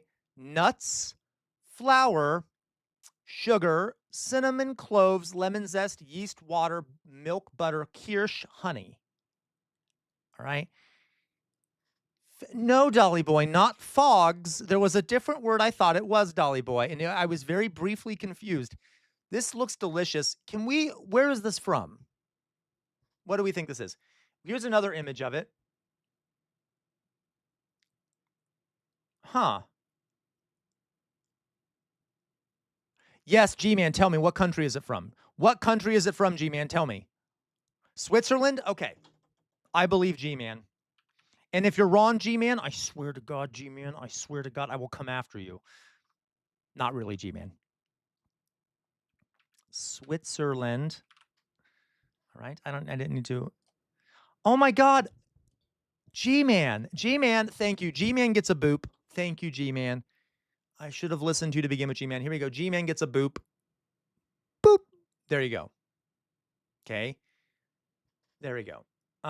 Yum. Let's go to the next one. Yes, Swiss, exactly. By the way, Jake, love having you in here when you're in here, okay? Next round. We have bacon vodka. Oh my God. Is this American? Oh my God. Is this American? Okay. Jesus. Bacon vodka, dry vermouth, olives, bacon strips. This is really American, right? Is this American coded? This is like super American coded. Like, okay. Victoria, how dare you speak in Portuguese? How dare you? Okay. All right. Okay. All right. We'll try America. United States. Yeah. Oh my God. This is the most racist game. They always are so mean to America. They're always so mean to America, okay? I mean, yeah, most of our food is like garbage, is like basically looks like it's been taken out of a dumpster behind a hospital or something. But like, okay, but still, kind of rude. All right, fine. Bacon martini. Yeah. Of course, look at the names here. Bacon teeny, pig on the rocks, or bloody bacon martini. No problems here, no problems. Yeah, it can be tasty garbage, but it still is pretty much garbage. I admit, okay? I admit. Okay. Oh, okay. This is a mimosa. I don't know where they're from, though, but this is champagne and orange juice. Now, I will say that this is a mimosa. It's probably American, but, like, also, there are, like, the other problem here, though, is, like, the woman in the background looks American because of that weird, leopard print thing she has. Do we know if is this American? Is this American?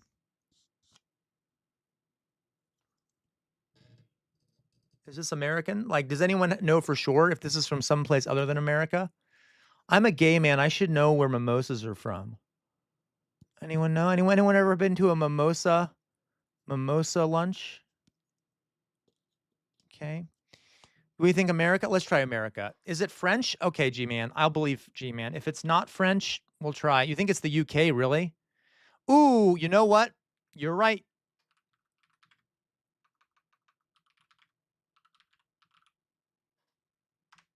You're right. Okay, Bucks Fizz. Oh, I should have listened to Loiso, I guess. Okay, so I guess this is Bucks Fizz. I thought this was a mimosa. Apparently, I don't know my drink, so this was from the UK. Okay, well, let's see what our final score is. Loiso, they can import it. They can import orange juice, okay? They can, all right? Oh, God, guys, this is humiliating. We only got super foodie. Well, now I'm depressed. Oh, we didn't get gastronomical genius. I feel like a failure. Look what you all did to me. All right, you guys, I'm going to put my face back up. I'm going to go be sad. I'm going to go get off. I'm sorry. I'm getting off. I'm getting off. Give me a second. Just a second. Okay, well, we lost in the absolute failure at the end there. All right, guys. Well, I guess I'm just going to have to take out my anger on all of you next stream. Jay Shadow, there's still information coming out about it, okay? There's still information coming out about that shooting. I might come back on later if it blows up into this big thing. So we'll find out. We'll find out. Okay, we'll find out if anything comes of it. Oh my God, Body Swap. This is why Body Swap is definitely my new favorite. Definitely my new favorite. Body Swap says, I'm sorry you didn't get gastronomical genius. You are one to me. Oh, thank you, Body Swap. Thank you. Oh my God, G-Man, thank you for the gifted membership. Really, thank you very much. Love that. Thank you very much. You're always the best, G-Man. Okay, you guys. So, all right. Now, here's the thing, guys. I know I said I would do a stream later. If I fall asleep, because I really do need some sleep, I will do the After Dark tomorrow if I don't come back on tonight. Tomorrow's normally my day off. So if I fall asleep tonight and I don't do the After Dark stream, I will literally do it tomorrow instead. So I will come on tomorrow to do the After Dark stream if I don't do it tonight. Okay. Okay. So just letting you know. Yeah, Outer Signal. That's okay, Outer Signal. I was like, oh my God, right? That's okay. Hopefully I don't get demonetized off Twitch, but we'll find out. All right, you guys. So I love you all. I'm going to do my little sign off here, okay? Keep an eye out for me to come live. Phrasing, huh? To come back on live later if the stuff with the shooting kind of kicks off, all right? And please join our Discord if you haven't already. If you join our Discord, you'll be notified when I go live. Or if you're on YouTube, if you're on Twitch, hit the please join the community, and if you're on YouTube, hit the join button or hit the subscribe button to be notified of when I go live, including hitting the bell icon, okay? Correct, J-Man. All right. Everyone ready? Everyone ready for this? All right. Wait, what, G-Man? G-Man, are you the same as Outer Signal? Are G-Man and Outer Signal the same person? Because G-Man just said the exact same message as Outer Signal. What is going on here? This is weird. Look at this, guys. Look at this. What is Outer Signal? What is this? Are you like... I'm very confused. G-Man literally just said the exact same thing as Outer Signal. How... okay. You know, am I hallucinating? You know what? Yeah, right, Drusilla? It's kind of sus. What's going on here, Outer Signal? What is this? Well, what is this, G-Man? Huh? What is this? Okay. Now Matt Saigai is doing it. What? Whoa, whoa. Okay, you know what? You're all just gaslighting me. I know it. I know. I believe. I probably do only have one follower, Loiso. I probably do. And it's probably some weird guy that is attracted to me and is just donating a bunch and pretending it's multiple people. Okay. All right. I get it now. Okay, Loiso, I swear to God. Okay, you know what? I'm going to get off now. Screw all of you. Mummified butterfly, it isn't funny, okay? It isn't funny, all right? All right. Everyone ready? First of all, first and foremost, free Palestine. Free Palestine, okay? Second of all, never stop resisting.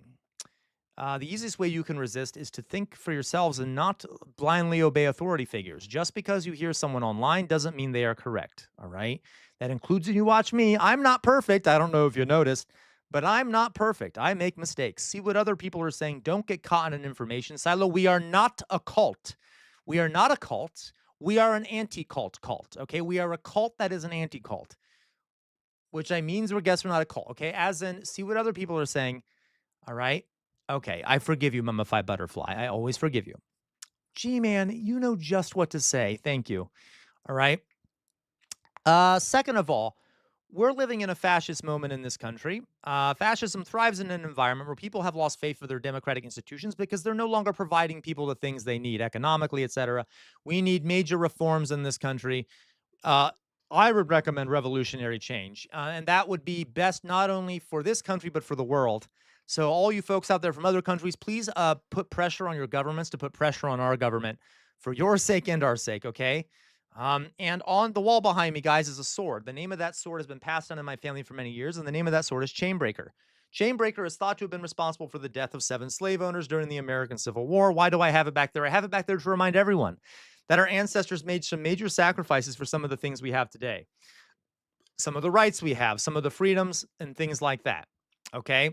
We cannot let their sacrifice go to waste, folks. Please, please, I'm begging you, don't let their sacrifice go to waste. Many people died for some of the things we have today. And always, always, always, always fight for a better future, okay? And on that note, folks, I love you all very much. You're all human beings. You all deserve better. Don't let the fascists walk all over you. You all deserve much more than you have, okay? Fight the people in power. Yeah, guys, it's a real sword. It's actually from the Civil War, okay? It's sort of a Loiso, everything I want also goes to, well, everything I eat, Loiso, goes to my ass. Okay, it actually doesn't. It goes to my waist too. All right, guys. So love you all very much. Bye-bye. And keep an eye out to see if I go live later. All right? Bye-bye.